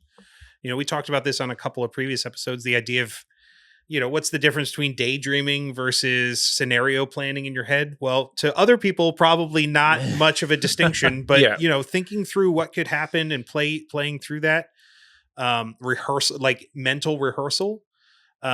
If this happens, what should I do? Do I grab this and I go here? Like that type of stuff helps prime your brain for immediate response. Right. But I think the important thing that I learned from this, the OTTO methodology, is that it's not pre-prescribed. Like it's up to, like, I have to be thinking about all this stuff as we go through, right? Like I have to have the mindset of being aware of the surroundings and assessing the threat. Let's talk about that for just a second.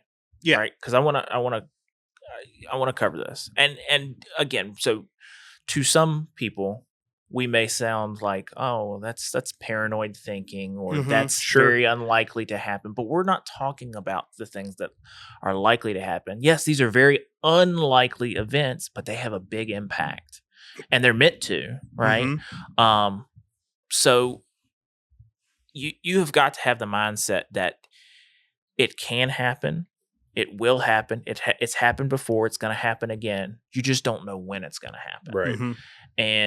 And I've seen too many providers get in the mindset of, oh, well, that can't happen here. Yeah. I just told you guys earlier in the podcast, on the small steps of the county courthouse, of this small community with 20,000 people, that's 420 square miles, that somebody left a device on the courthouse steps. Yeah.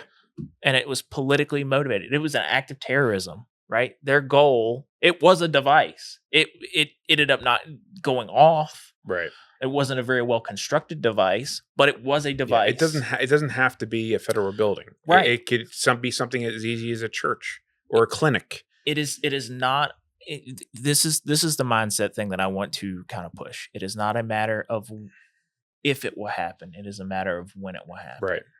And some people may say, well, that's, I don't want to live in fear like that. And I'm not saying you have to live in fear about that, but you have to, at least in your mind, be willing to address the possibility. And if something stands out, yes, you've got to ask yourself, is this a terrorist attack? Is this an active threat attack? I think something a frame of mind is, the idea of, if something happened to your family in these situations, what kind of provider would you want responding to that, and try to be that provider? Somebody that's switched on and is at least willing to ask themselves and has the skills necessary. Well, and so I want to in that realm, talking about kind of noticing things when you're responding to a call. I want to talk about some on-scene warning things.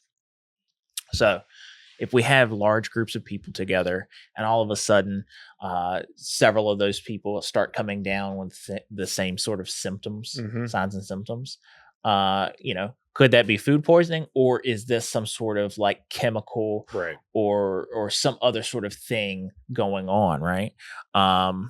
So any sort of like irritation or odors or vapors, or we see like a vapor cloud, again, unintended or unattended baggage, again, things that look out of place, right? If a dude's wearing a trench coat and it's 100 degrees outside, he might just be a weird. He might be a weirdo, but he also may have a machine gun tucked up under that trench coat, right? So these are things that we need to notice. And then fire has often been used as a weapon. And so if we start to see some fire, first of all, we should, notify the folks that are in charge of dealing with that. But if we have the ability to, we should definitely put that fire out if we can. Yeah. But all of these things are just small little things coupled together that may indicate a larger active threat. Something brewing. Yes. Something is happening. So. Yeah.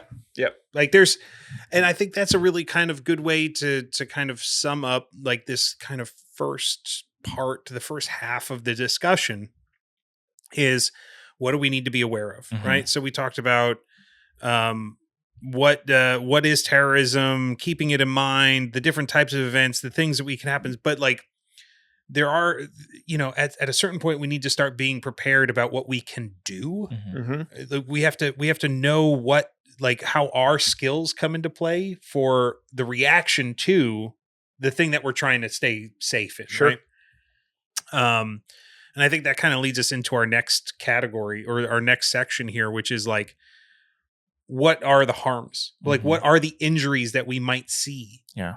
If we happen to find ourselves either responding to or near one of these incidences. Yeah. So this is, guess what? Another one. Another acronym. Another one. Number 972. It's like number 4 for this episode. It's called TRACEM-P, which is it's not the sexiest acronym I've ever heard. Not. It doesn't roll off the tongue. No. It's one of those ones where it's like, we're just going to mash a bunch of words together and call it an acronym because we need 6 words or whatever. But these are the different type of injuries that we may see at terrorist incidences. Thermal. Yep. Radiologic. Asphyxiation. Chemical. Etiologic. Mechanical. And physiological. Yeah. TRACEM-P.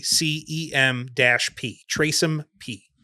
So, real quick, like, what are they? Essentially, these multiple categories of these things can happen at any one incident. Yeah. And right? some will cause multiple. And some cause secondaries, right? Yeah. And every one of the kind of CBRNEs, or that kind of those main categories of terrorist incidents, they will have a primary and some secondary forms of injuries associated with it. So thermal burns, right? Like thermal, we're talking about heat and cold, injuries from that. So like fire, obviously, burning metals, liquids, things that get really hot. But also there could be things that are super cold. So like, refrigerants and things of that nature can be things that come out super cold and hurt people based off of like industrial accidents and all these other things. Well, and some of those things are heavier than if they settle in a lower area, they're heavier than oxygen. Right. Exactly. Right? They could be an asphyxiant as well. Yep. So we've got the thermal aspect, radiologic. So this is injuries from radiation exposure. There's different type of particles, alpha particles, beta particles, gamma rays. That's how you make a Hulk, by the way. I don't know if you're aware. So let's hope for gamma rays, because maybe we'll turn out to be green and indestructible. But the alphas, the betas, those are better. I always wanted to be the Hulk. Did you? Yes. That makes sense. I was so angry when I was young. Radioactive spiders. Watch out for them. Yeah. But like, these are the radiologic stuff. That is a form of burn, right? Sure. It's just not thermal. It's not heat, but it damages the cells in the body. From like nuclear fuel or, other nuclear weapons, right? We talked about that as part of the R and N in CBRNE. Yeah. Asphyxiation, which is simply the injury from low oxygen or oxygen displacement, right? So this can be confined spaces, right? Like, okay, the small areas where we have now displaced some of that oxygen with other chemicals or other gases. Causes people to asphyxiate. Right. Also, mechanical asphyxiation is a thing. Like if in a collapse or even from people trampling others. Those are all things that can lead to asphyxiation. Sure. And that right is often a secondary thing. And we'll talk more about that. But like that's usually a secondary type of injury from a terrorist attack. Exactly. We saw that in the Mandalay Bay shooting. Right? People running over other people, standing on other people. I think that there were stories of that in like the Pulse nightclub too. Just like when you have so many people locked into a space where they can't escape, it turns into these massive kind of like crowds of people crushing each other. It's absolutely terrible. But like asphyxiation, while it may be secondary, are things that can happen from all of these. Like, it can happen from an explosion. It can happen from chemical. They all exist within CBRNE, right? Etiologic, that's the one where we most like that one's pretty closely tied to the B, the biologic, right? Yep. Etiologic are injuries from disease-causing organisms or biologic toxins caused by bacteria, viruses, toxins from living organisms. Right. Don't get that one as often as a secondary, but infections are technically injuries caused by toxins and bacteria stuff. So like an etiologic disease or etiologic injury can happen from any other type of injury. Sure. Right. Mechanical, this is mechanical harm. So physical trauma, gunshot wounds, slip and fall injuries that happen from running away. Could, it also kind of, fits into that same category as the trampling, but without the asphyxiation side of it. So just people reacting to large events and causing a bunch of chaos and injury, right? That happens a lot with those types of things, but it can also, it also encompasses the injuries from explosions, bomb threats, that aren't necessarily the thermal side. Yep. Psychological. Yeah. This is the one that is probably the most intended from these types of events, which is absolutely terrible. But it's the injury, the psychological injury from the fear, the panic, the trauma, the stress, the PTS that happens from these types of things. It could come from the injury that happens. It could come from the lack of injury that happens. Just seeing horrible things happen to other people and not happen to you can be as debilitating psychologically as the injury that happened to somebody else. Survivor's guilt. Yep. Yeah. So it's absolutely tragic, but all of these things are part of each of the chemical, biologic, radiologic, nuclear, and explosive categories of terrorist events. So here's the example that I thought was interesting. Like if you just take one of those things, so like a chemical incident, for instance, primary injury is probably going to be from chemical. So you might get corrosive burns. And by the way, all these things, if you go back to our previous episode, you can get reference on like how to treat chemical burns, right? So all of this is part of this EMT training. Now we're just thinking through how it all fits together. So the primary injury might be chemical. It could be corrosive burns, or it could be systemic effects that affect the central nervous system and body systems, right? Right. A poisoning, if you will.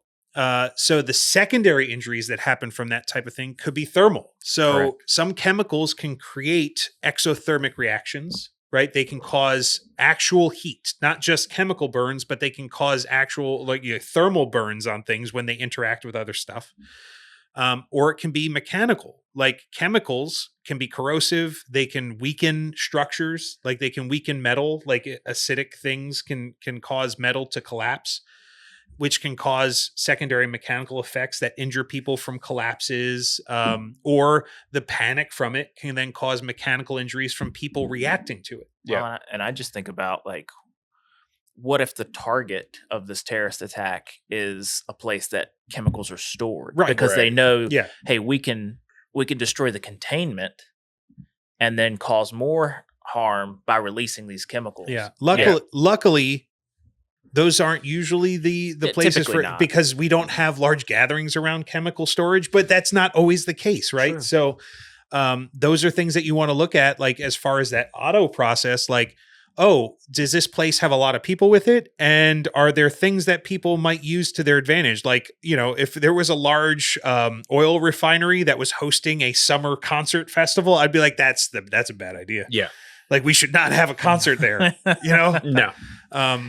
But like, and you could see how other secondary things like the psychological falls into all of the categories. Mechanical, like they all, like we need to know how to respond to each of those individual types of injuries. Yeah. Sure. So that we can properly respond to patients in like in each of those main categories of terrorism. Yeah. The CBRNE.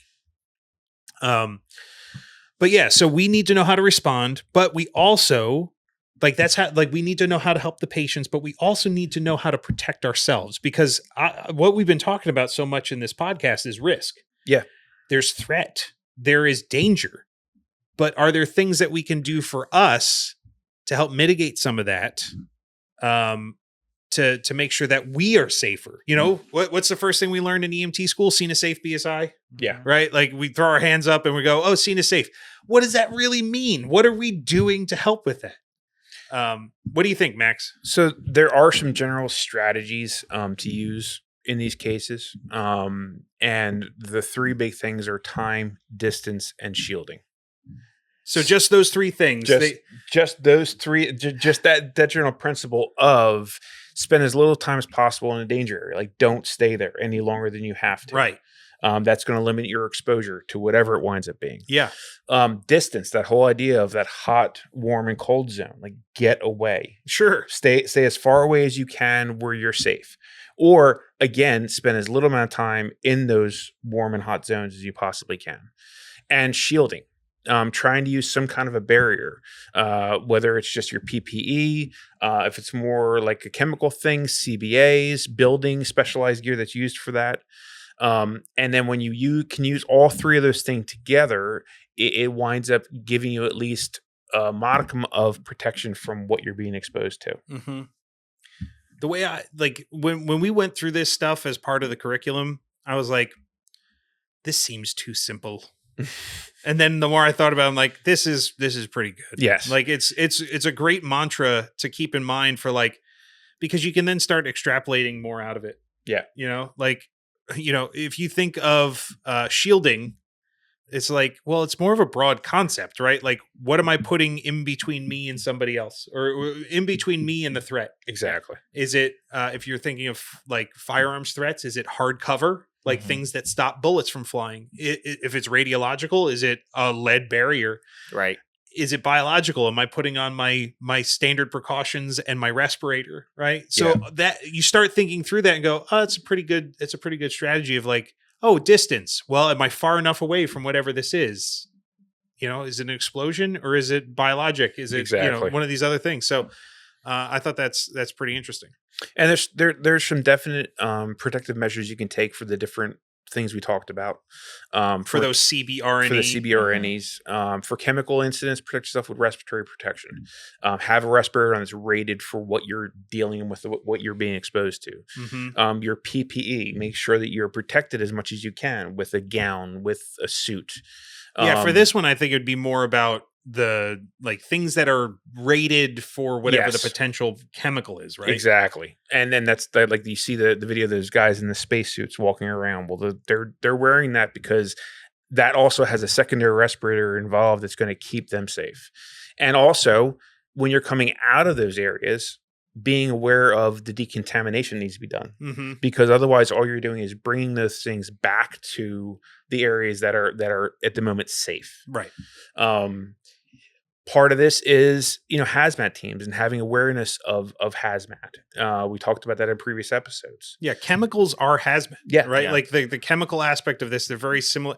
The thing that is tough to get through is there are some chemicals that can be specifically weaponized. Sure. That make it even more difficult to mitigate them. But essentially we're talking about the same stuff, like exposure to chemicals. Right. Yeah. And again, secondary contamination, which comes in with the decon awareness, from patients or even equipment that's been in that area. Is it bringing some of that back with you, making sure that gets cleaned off? Mm-hmm. Then you have nightmarish incidents like biological incidents. Limit exposure and contamination. Like when we talked about that movie Outbreak, in the movie, they put a physical cordon around that town completely to keep people from leaving and keep people from coming in. I would totally be one of those dudes in the Bronco that's heading for the woods. Yes. Like 100%. I'm like, I ain't staying in this freaking town. And then no way. And then when you see the C-130 coming with the giant bomb. Yeah. Sandman, right? Sandman. Yeah. But the PPE it's going to protect your airway. It's also going to protect your skin. We talked about blistering agents, your face, your hands, your feet, your head, and your body. And the respiratory section is going to protect your breathing. And again, having the filters that are required for whatever it is you're being exposed to. And having an idea of what you're being exposed to before you go in. Do you even have the training to be there? Well, I think this is one of those things that we could tie back to things that we learned just very recently in years past with COVID, in terms of it was a airborne disease, right? like you need a properly fitted Yes. respiratory like it's not like we're talking about, oh, you just need an N95 mask. Like, no, you need respirators, and you need, like, you know, if you want to make sure that you're not being exposed to whatever that thing is, and it needs to fit properly, and it needs to be the right material, and like it's not just a matter of like putting a rag over your face, right? And like we learned that the hard way. And for individuals like us that wear this hair on our face, it's tough, if not impossible. It should be ditched. Like, if you have to respond to that, like there's a reason I shaved this week. I had to be fit tested. Yeah, for a respirator. For a respirator. Yep. Now, granted, it's a personal choice to have a beard and to like not be ready to put on a respirator, but that is something that we have to be cognizant of. Like, we may be asked to do that at some point. And other ideas inside of this is using the buddy system, having a partner with you. That way you have someone to get help or get you out if you wind up being compromised. And the use of rapid intervention teams that are trained for these incidents. Mm-hmm. And then again, and if you can, move those civilians to a safer area when possible. Sure. But again, being aware of the fact that they may need to be decontaminated if they can be, or they might just need to be, putting some kind of containment, depending on what they're dealing with. I just want to make a clear distinction here, because it feels like we're kind of mixing two things. Right now, we're talking about biologics. Yes. Not decontamination with HazMat. We have to be clear that the decontamination for this may be more biologic related, or we also have to take into account that, like, while somebody may be decontaminated, like they may be cleaned, they still may be infected or affected by the biologic agent at some point. So it's a slightly different story than, say, HazMat, where it's like decontaminate them and get them to the hospital. Like, those are things where we may need to put them off into some sort of other category. They go into a positive pressure environment, or a negative pressure environment, and like an infirmary or a holding area where it's like, we don't know if these people have been exposed. We are probably needing to be in that area too, because you don't want to keep spreading whatever this disease is if that's the case. Right. And then you have other things like radiological and nuclear incident. Again, a nightmarish incident. There's really, looking into this, I don't really think there's a lot we can do. No. There's equipment that will tell you what's going on. Yeah. But you're being exposed to it. There's very little that you're going to find in your equipment on an ambulance that is going to shield you from a nuclear incident. Except for maybe the ambulance itself. It may be the ambulance itself. From like the HEPA filter and like the fact that it filters air as it brings it into like, it may provide a level of protection.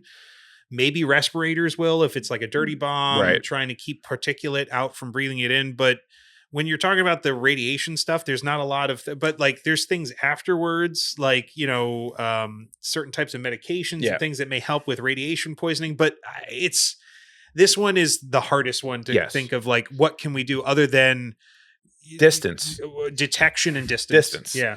Like figuring out what's going on and trying to stay as far away as you can. Yeah. If we're going by time, distance, and shielding, distance is probably the best tool in this one. 100%. Well, and I mean, like, I think time, distance, and shielding really even has its origins in nuclear response. Yeah. Right. Especially shielding, like the idea of like, oh, we'll put up a big lead barrier. Mm-hmm. Like, that would be great. I can't carry that around with me all the time. Yeah. And then the last category is an explosive incident. And this is where that protection matters before and after the blast. You have pre-blast, the warning received, but no explosion yet. Is there a bomb going on? Okay, if you know there's a bomb warning, there's a device, doing what you can to get that distance, get the shielding for you and for, patients you may not have as patients yet. There's civilians that are in the area. Right. And then you have post-blast, where the detonation has happened and now you have to go into your trauma and dealing with your mass casualty event. But I think the important thing is that post-blast is never a time to think, well, it's all done. No. Because there could be another device. Because that's what we've learned is that usually there's secondary devices, right? So it sucks. That's a huge part of it. And the idea that you may be targeted, why? Because you're there to help people. If they kill the paramedics and the EMTs, more people may die. Sure. Yeah. Right. Of very easily fixable injuries. But if you don't have the responders. Exactly. Right. It's great stuff, Max. There's some strategies and some tactics that we can employ. Oh, not even just to protect ourselves, but just dealing with in our response. Yeah. The big thing with this.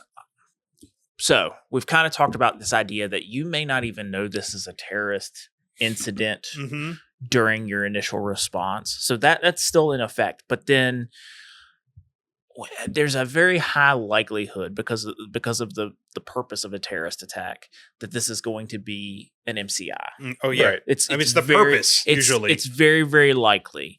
One of the kind of additional factors in that MCI is there's the threat of ongoing violence. Or that secondary attack or secondary device. So that's something we need to kind of keep in mind. So we don't want to go so quickly with our response that we kind of get out over our skis. Yeah, or we outkick our coverage, right? We want to not go faster than our brain can process what's happening. So slowing down. Right.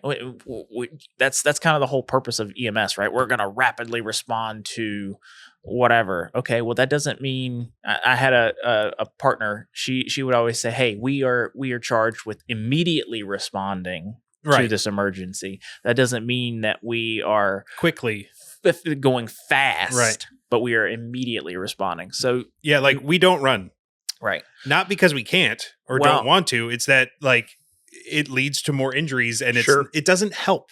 There are caveats. Yeah, sometimes we run. I will.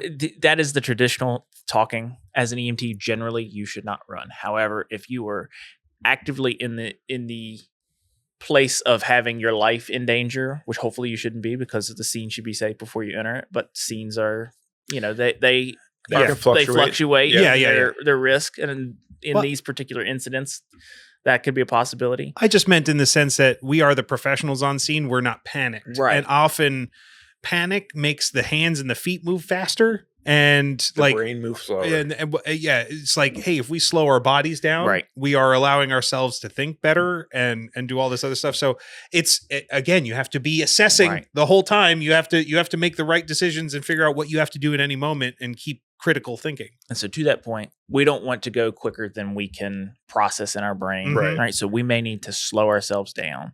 I have to do this all the time on a call. All right, let's take a deep breath. Let's work through this problem. Yep. As part of that, I have to be thinking about safety. Right. Yeah. The scene has to be safe. Now, these scenes are probably not going to be safe, or there's the potential for continued danger. Well, I think if you just walk into a scene and raise your hands up and go, scene is safe, BSI. Yeah, right. It's safe. It's safe. I have said it's safe. It is now safe. It is now. I've said it. It's safe. It automatically makes it safe. So what do I mean by staying safe? Okay, well, we're going to mitigate risk. So from where we park the ambulance, or maybe even, Max, you were talking about the routes you were having to take to your tornado touchdown call or your gas leak call. Yeah. Right. We may have to take a different route. We may have to park the ambulance in a position that does allow us some safety, some cover or concealment. We ourselves may have to use cover or concealment to stay safe, or as it were, time distance shielding. Right. Mm-hmm. That's the goal we're trying to go towards.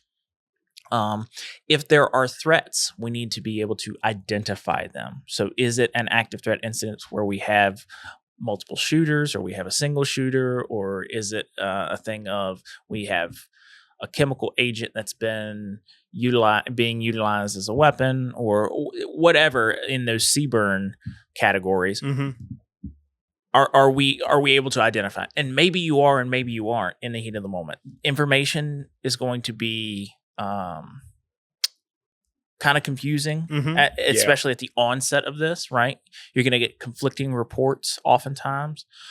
But the big thing is, wherever people are injured, we want to kind of focus in on that and be aware of what is occurring to them, right? Are they being shot? Are they being run over by a vehicle? Are they just seemingly falling dead for no reason? Are they having respiratory distress? We want to look at these things and identify what is going on. Right. Additionally, after that recognition, we need to get the proper resources, and that's that. I want to like focus in on that word proper resources. Notified and dispatched to that. So do we need a hazmat team? Do we need a law enforcement response specific to that Do we area? need a bomb squad? Right. Yeah. And sometimes these things are going to be out of your purview to call for them, but you can pass along information. So it's like, hey, I see this strange bag sitting here. You may want to have somebody from law enforcement come over and check this out, and then maybe they make the determination that, hey, we need the bomb disposal unit to come deal with this.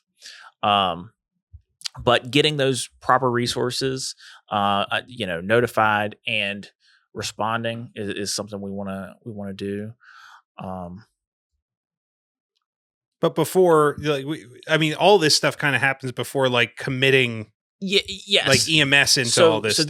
this is and I was kind of headed this direction. This is our from the windshield assessment, right? Yeah, right.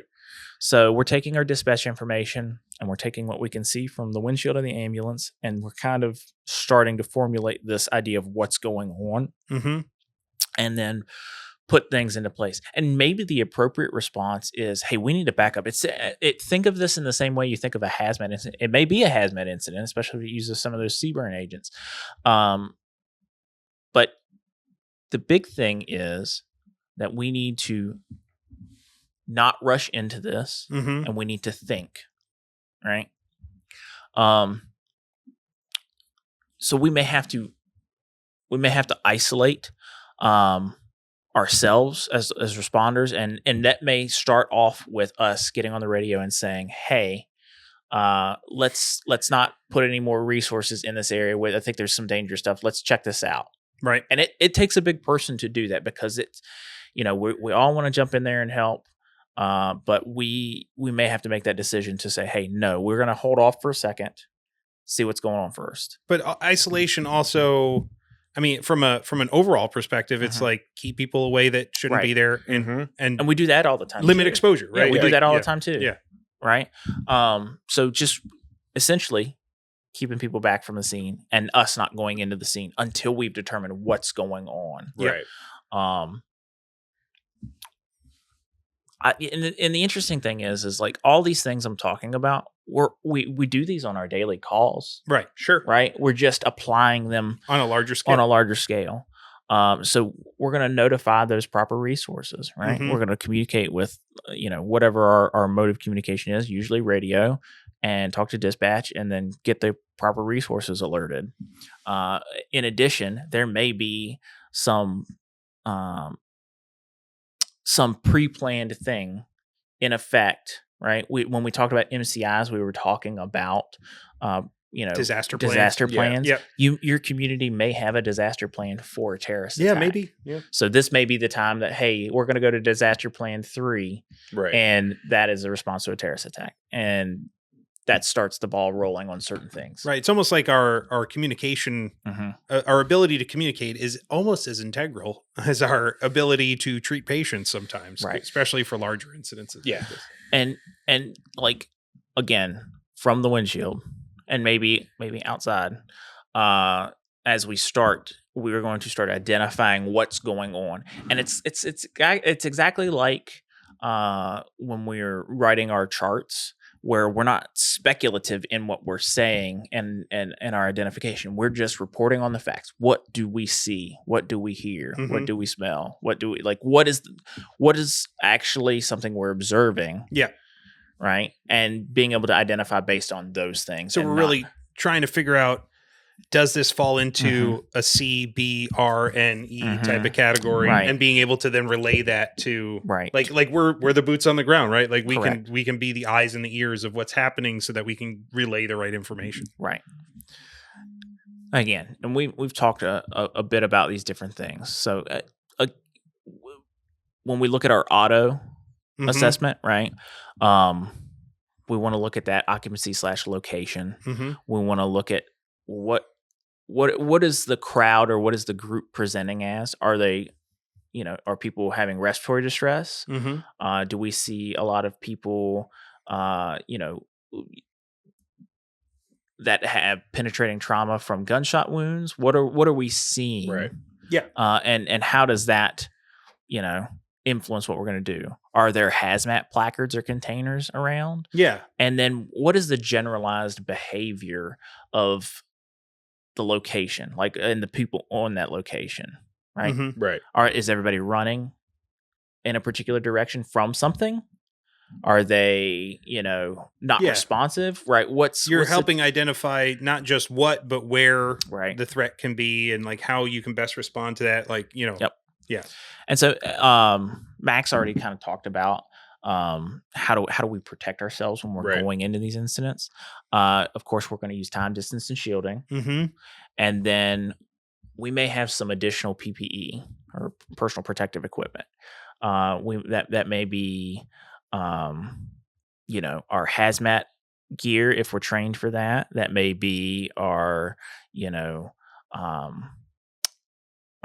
biological PPE to include, respirators and face shields, and maybe even like full on like suits in the same vein as a hazmat suit. Could be protection from other forms of violence. Right. Yep. For instance, maybe like what we're going to talk about in our tools of the trade tonight in terms of some ballistic protection. Some ballistic protection. That is a possibility. But basically it's, we don't want to make more victims. Correct. Us included, right? Like, or helping protect other people. And we've been talking about this throughout this episode of, first responders being targets of terrorism. And again, if you take the first responders out, who's going to respond to? Right. You don't have the resources.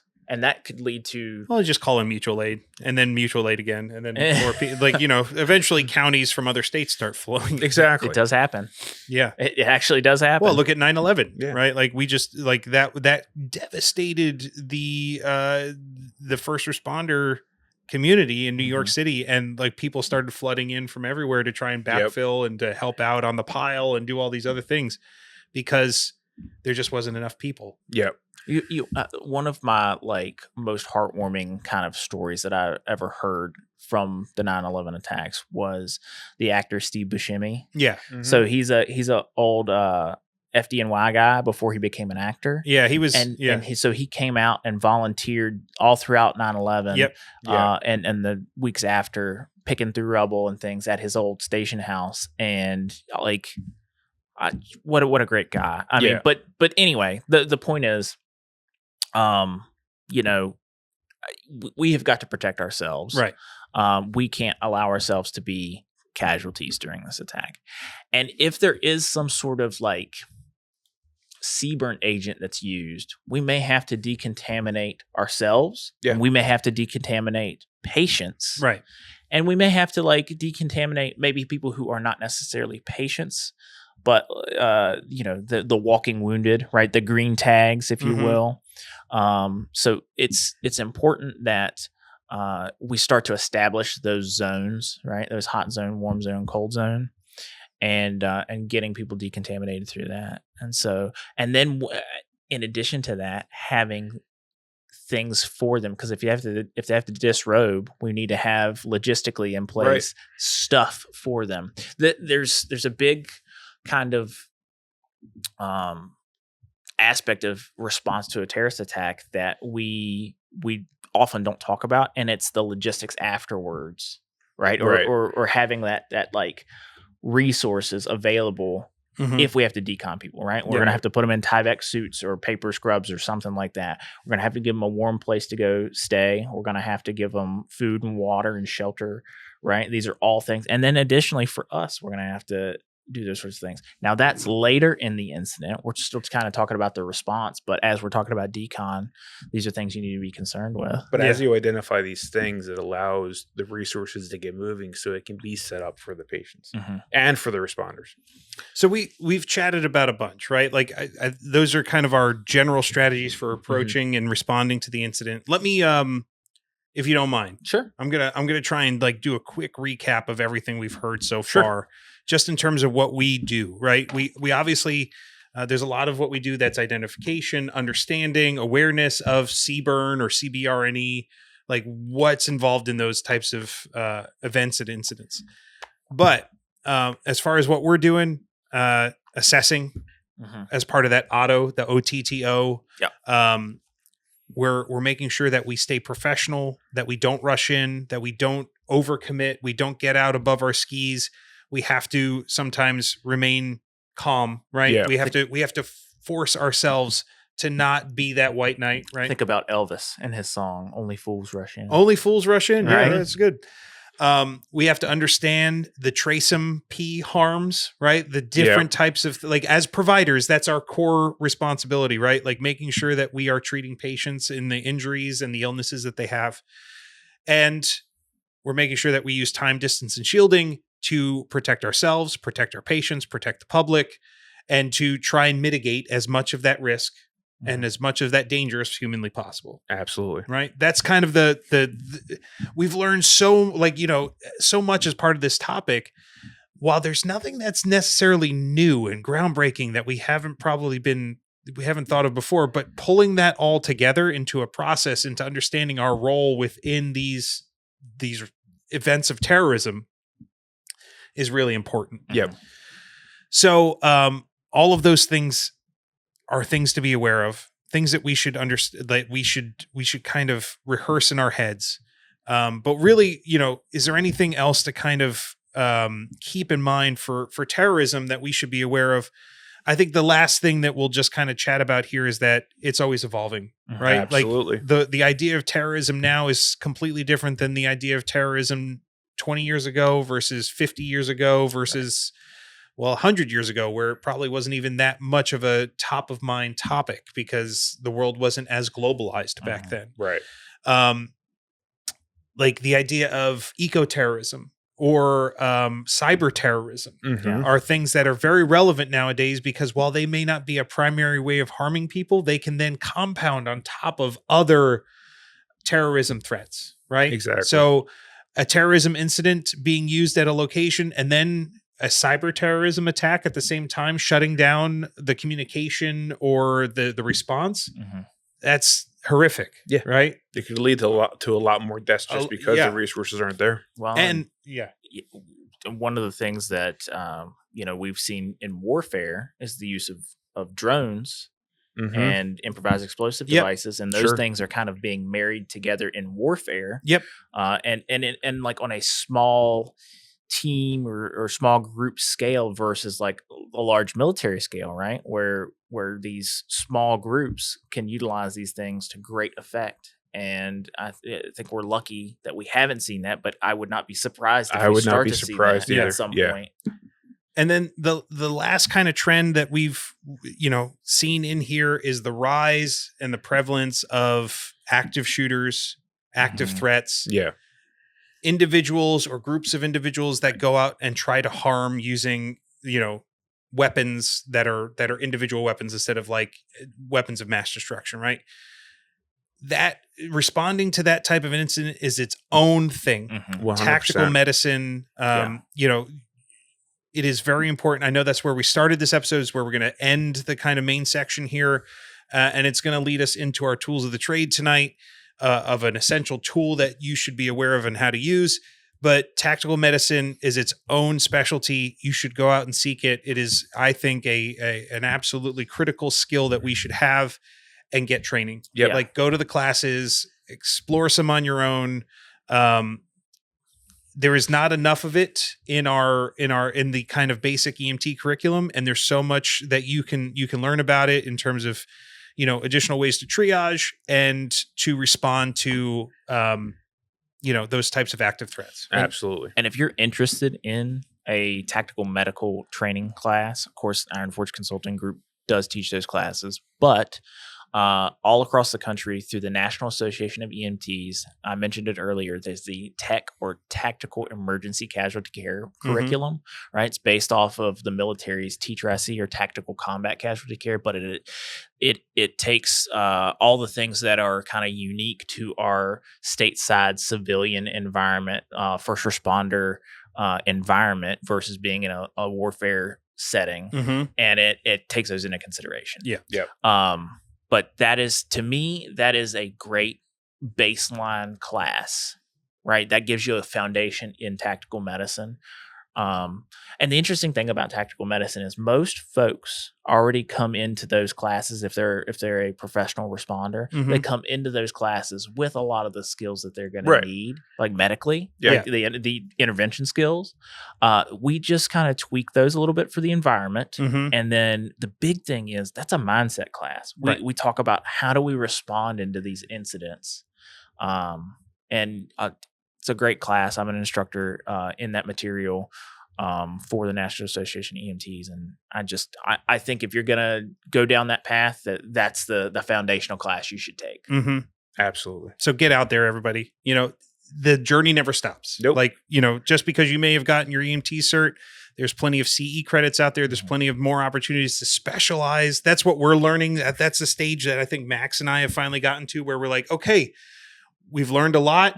We're still learning to be better EMTs, but now we have all these opportunities in front of us to say, how can we keep progressing? So exactly. That is where I think is a great kind of place to cap off the curriculum, right? Like we've finally gotten to the point where there's complex situations where EMTs, we can start understanding how to better respond to all these different types of situations. And that you'll be hearing more from us, I'm sure, over the next couple seasons about how we do that. Oh, yeah. Exactly.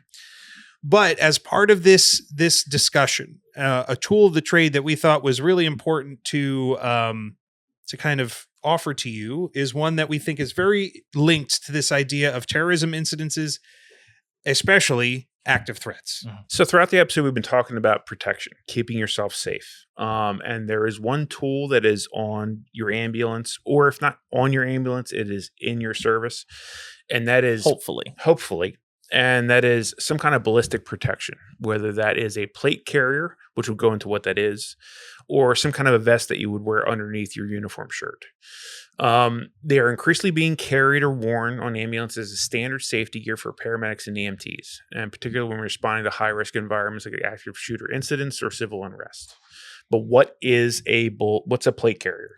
That's a good question. Because, what is it? Well, I mean, I think the most common thing people would think of if they heard this or thought of this topic would be, quote unquote, a bulletproof vest. Yes. Right? Like that's what the police wear, or at least what they used to wear. Now they wear plate carriers. Which is not what a plate carrier is. No. They're two different things that provide a similar benefit, so, right? Plate carrier generally is going to be a load carrying vest.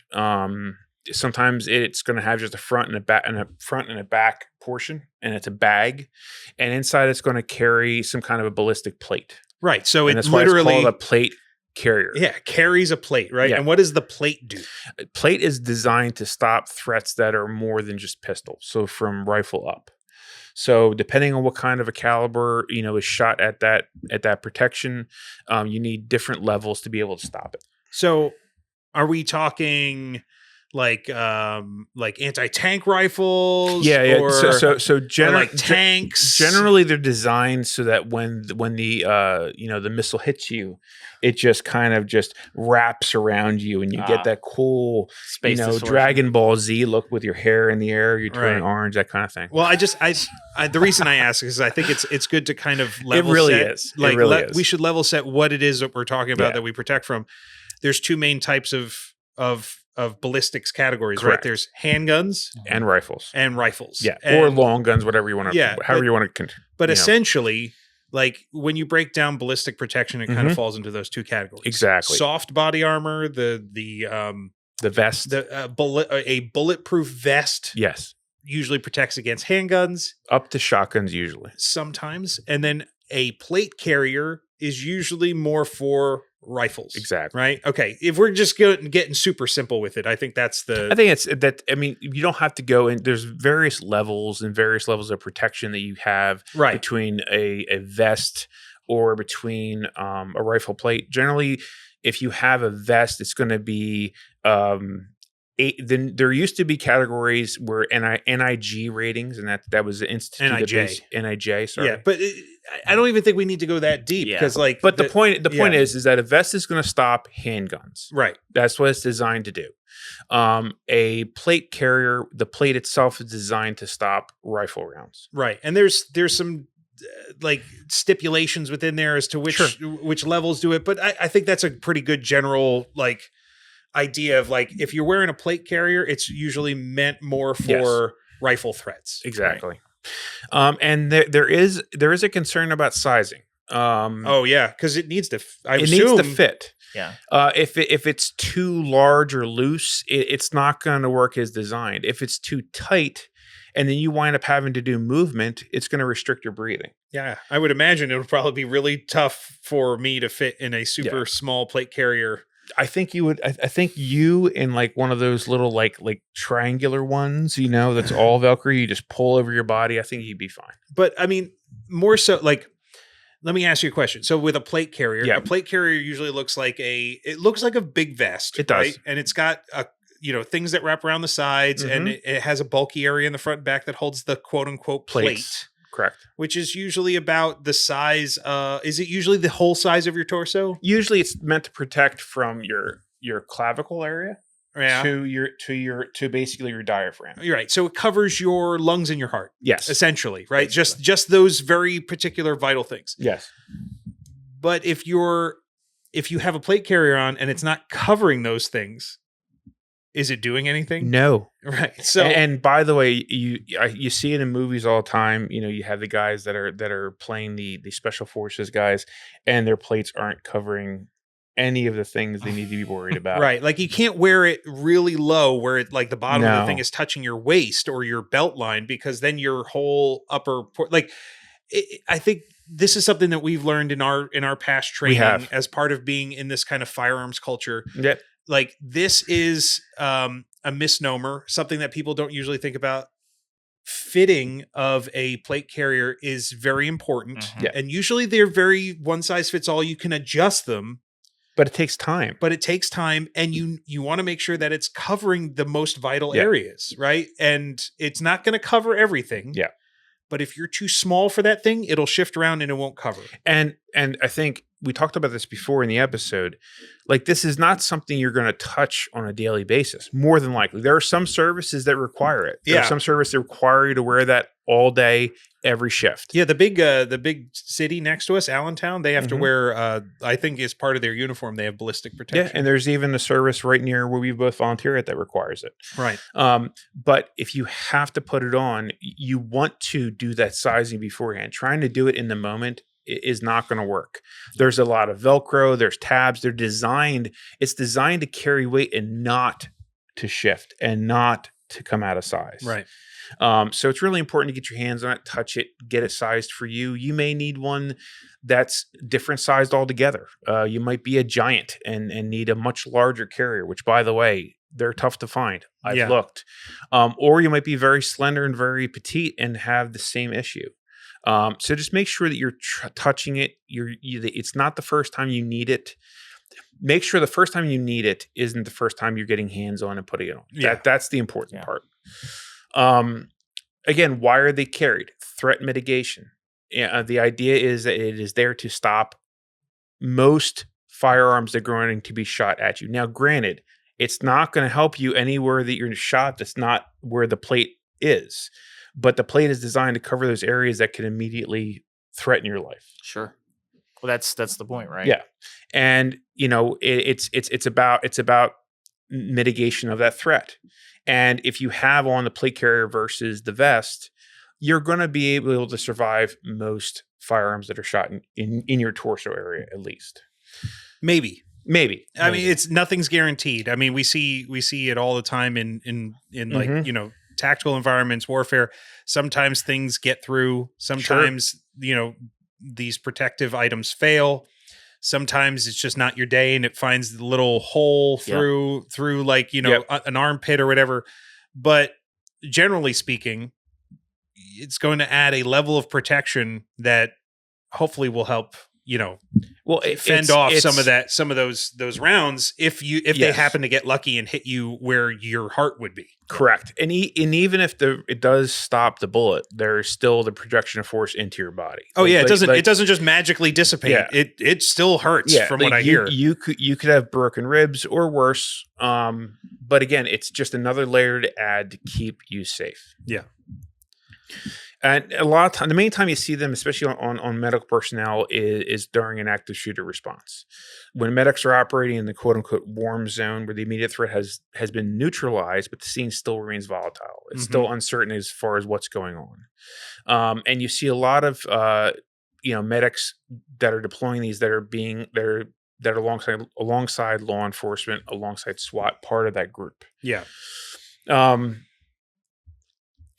As far as equipment detail storage, the agency that I volunteer at, we have plate carriers not only in the ambulance itself. There is actually a cabinet that's dedicated for that purpose for mass shootings. We also have a rack of them as well in the ambulance house, in the ambulance bay too. So both places, but generally they're going to have them on the ambulance, at least in my experience anyway. I don't know if that's universal across the country or not. I don't know if it is universal everywhere, but there's not a standardized kind of response to this at all. Yeah. We see more and more departments purchasing and deploying plate carriers, but it's going to be very individual to a department. So if you're listening and you're working or volunteering somewhere, the best thing to do is figure out what your policies are and where that stuff is stored, because it's going to be such an individualized thing. Mm-hmm. And again, you don't want to be searching for it when you need it. Correct. Like that's not the time to be like, oh my God, where is that thing? Or it have a bunch of stuff piled on top exactly. of it. Yeah, which is honestly most likely the case, because I've seen a couple of agencies and how they handle their plate carriers. And most likely they're buried under the MCI bag, in like a cabinet, and then there's some other stuff shoved in there too. So there's gonna be a lot of stuff spilling out on the ground if somebody needs one of those plate carriers in a quick fashion. Some like design features. A lot of EMS specific plate carriers are going to be high visibility. Sometimes there's going to be like a dark blue like the rest of your uniform. Sometimes they have that plus reflective features, but almost all of them are going to have some kind of identification that you're medical personnel, which I think is important too. What I've heard from providers is they don't like the idea of being confused for police, because there is that idea of having that aggression towards them because they think that they're law enforcement. I don't think that's a thing. I think anybody who's trying to hurt people is going to hurt whoever they got. It's just what I've heard from providers. I know, but I think more importantly than that, it's a practical reason of you're in EMS. So when you're on scene and they need to organize people into doing things, they will be able to identify you and help organize things better. That's really why I think it says medic on it. Yeah. Also, perhaps to identify you from the police. Exactly. Who may also be looking for people wearing bulletproof vests as potential threats. And we have seen that where more active threat attackers are wearing body armor. They're wearing load bearing equipment to carry magazines or ammunition. Right. So to have that distinction as EMS, right, is important. It is important. Yeah. I think more to protect from friendly fire than it is from positive identification. It's PID. Also some features. A lot of these vests are going to have what's called molly webbing that's sewn onto them, and that's so you can attach pouches and things like that to carry tools like shears. Some of them like a pair of X shears, the best shears in the industry. Or any of you use code RideAlong for 10-20% off, I think. They're amazing shears. You should get a pair. Even if you're not doing this, you should have a pair. But yeah, so that you have the tools you need on your person, it is an advantage, especially when it's something that's happening quick. And again, we talked about a couple different styles. There also are concealable soft armor options where it's very thin, it's very light, it's not at all obvious, and I know a couple providers that use that and they wear it on a daily basis. Right. So like the bulletproof vest, if you will, the concealable vest is more of like a daily item that you're probably putting on every single day with your uniform, versus a plate carrier, which most people are not going to be wearing 24/7 as part of their gig. It's going to be more of a rapid response type of like, oh, I need this thing, I'm going to put it on. One thing I will just say, if you think you might need a plate carrier, you should go probably put that on now. Yes.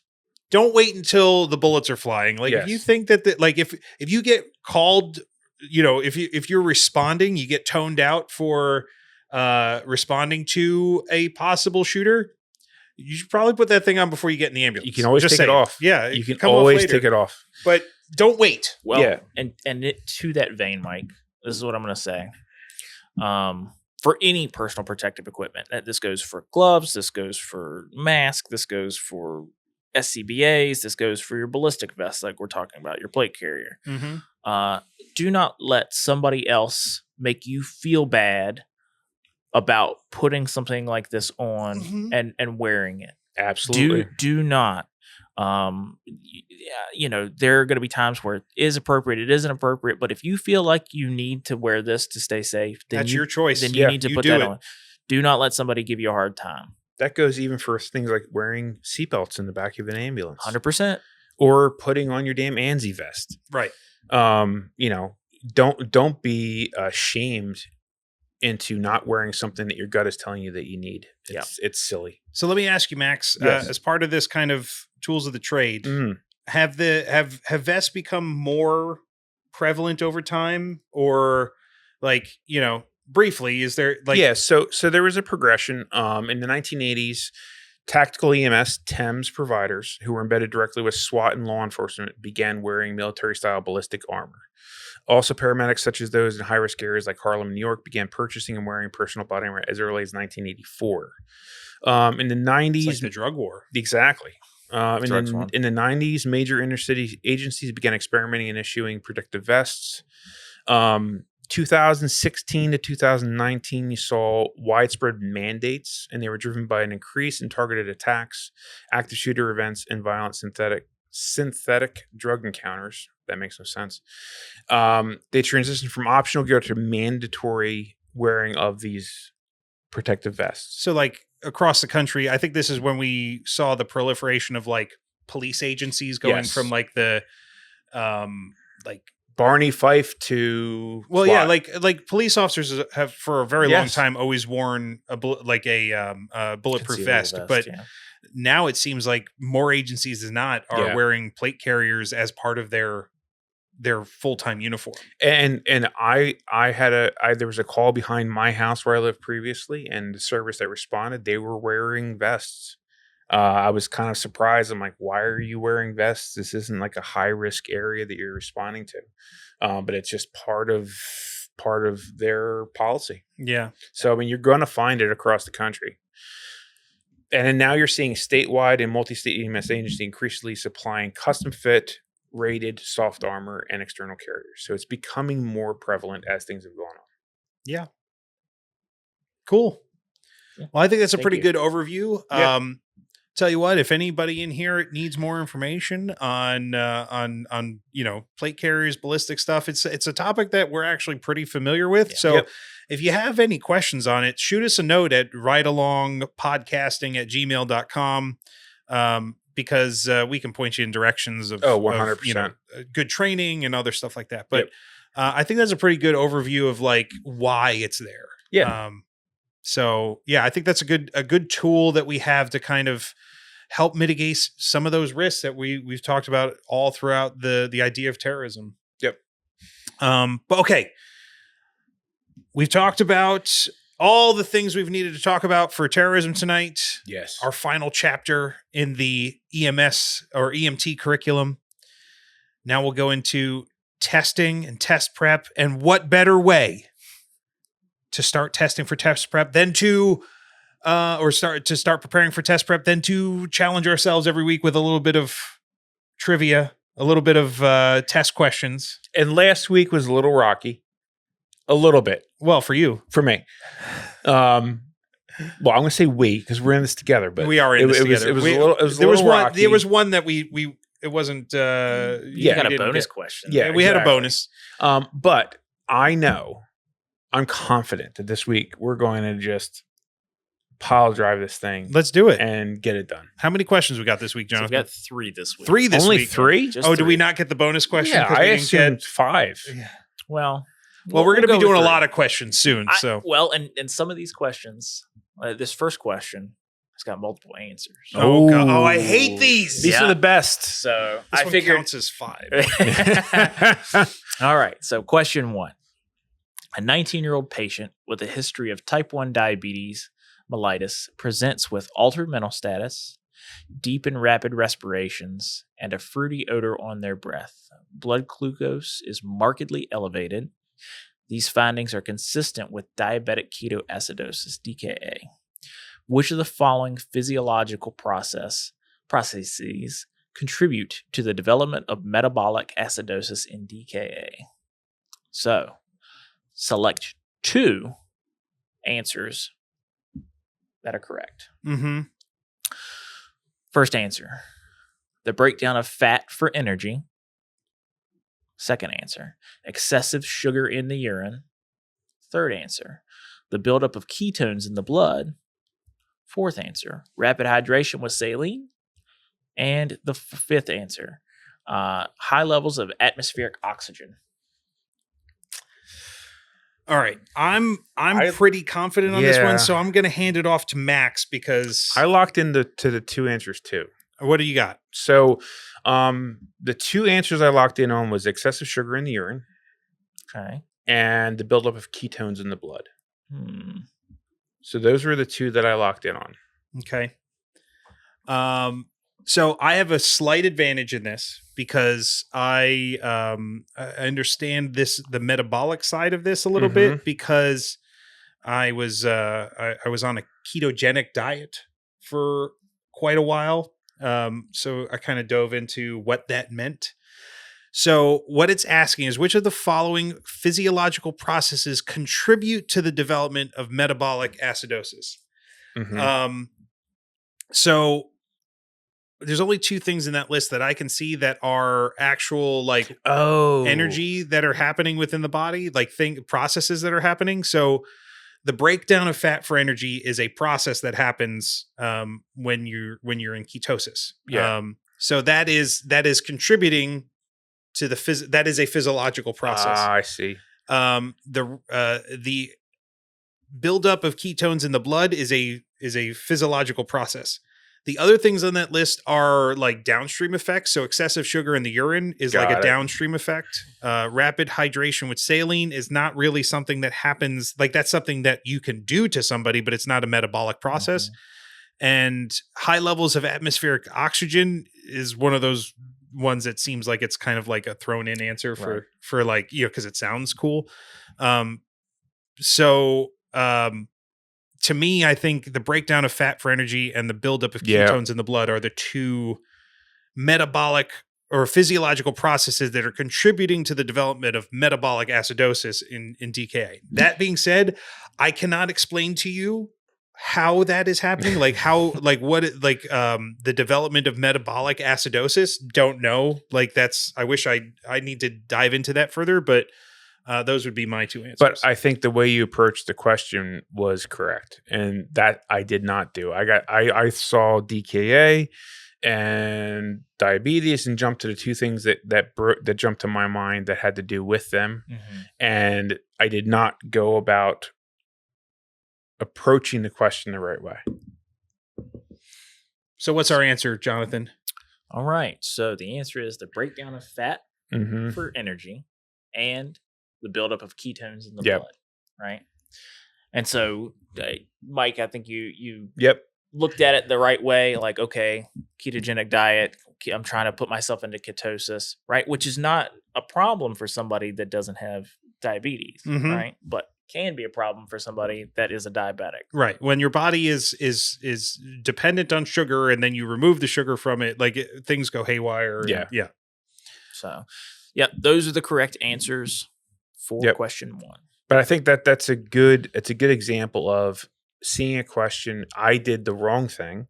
I rushed through it, reading it, and then jumped to the 2 answers that like triggered in my head, consistent with diabetes or related to. It's a hard question. Yeah. Like, if I had read the second part fully through and took my time and paid attention to what they were asking for, I probably would not have been tripped up. Right. Maybe, but it's understandable to go with high levels of sugar in the urine because that's what you think the answer should be in regards to diabetes. So that's also one of those ones that's like, it's A&P related, like anatomy and physiology, but it's not really relevant to our assessment and or treatment with as an EMT. So it's a tough one. Yeah. All right. What else we got? Next question. During the initial assessment of a semi-conscious patient, you hear a low-pitched snoring sound with each breath. Which condition do these breath sounds most strongly indicate? Question 1. Secretions in the alveoli. Answer 2. Lower airway bronchoconstriction. Answer 3. Fluid in the upper airway requiring suctioning. Or answer 4. Partial obstruction of the upper airway due to relaxed soft tissue. So I'm locked into this one, so you can take it. Okay. So I'm going to, snoring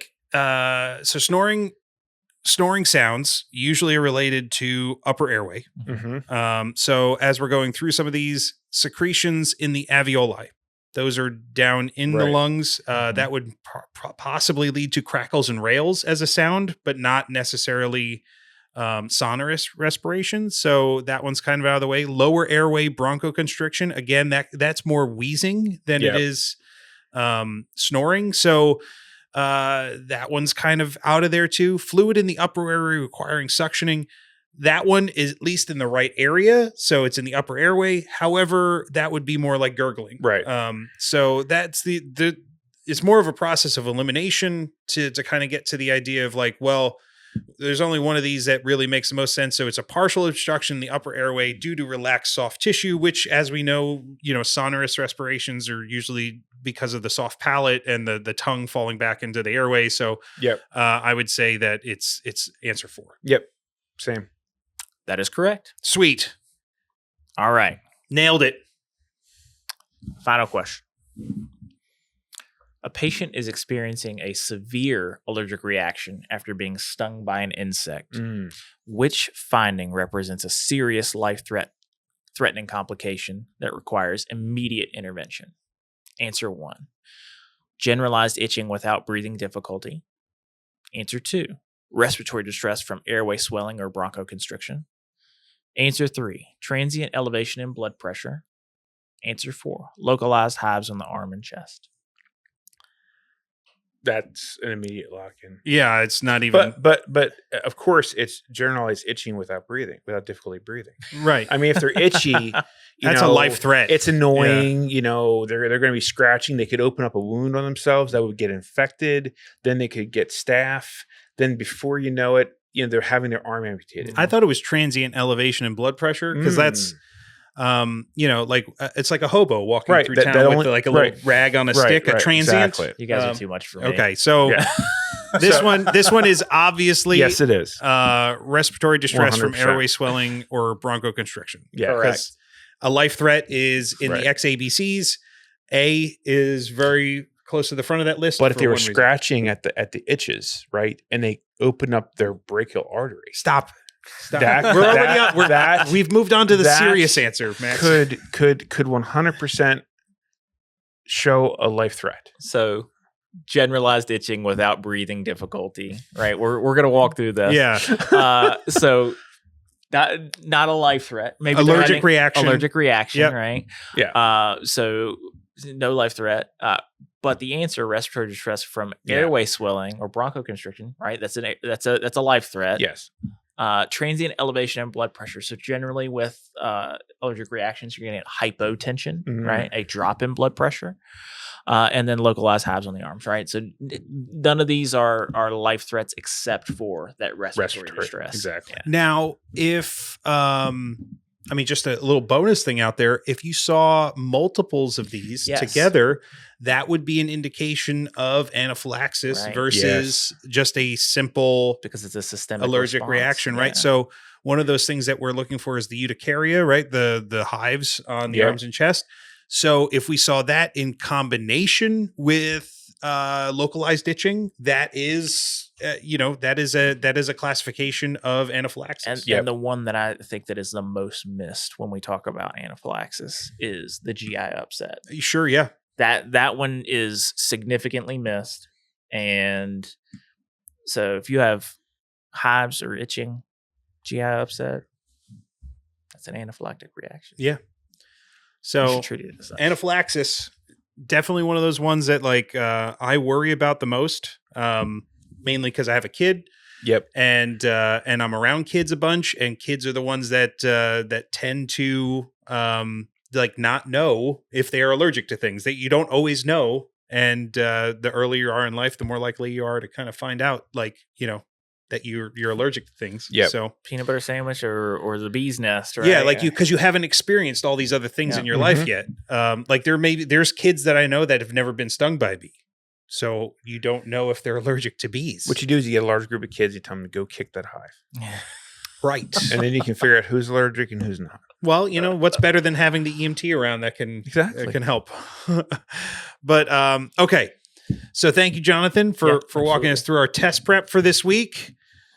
And now we dive into it even more over the next couple weeks. That's our phase right now. We're now in test prep. We're going to be talking about that a bunch, as well as scenario practice. And let's wrap up. We'll be wrapping up this season with that kind of end phase of EMT. So I think that's where we're at. I think this has been a great episode. A lot of good information. A lot of we've gone a bit long, like we always do. But we just wanted to make sure we say thanks, everybody. Yeah, thank you. Thank you all for taking the journey with us, and we'll see you next time on the Ride Along.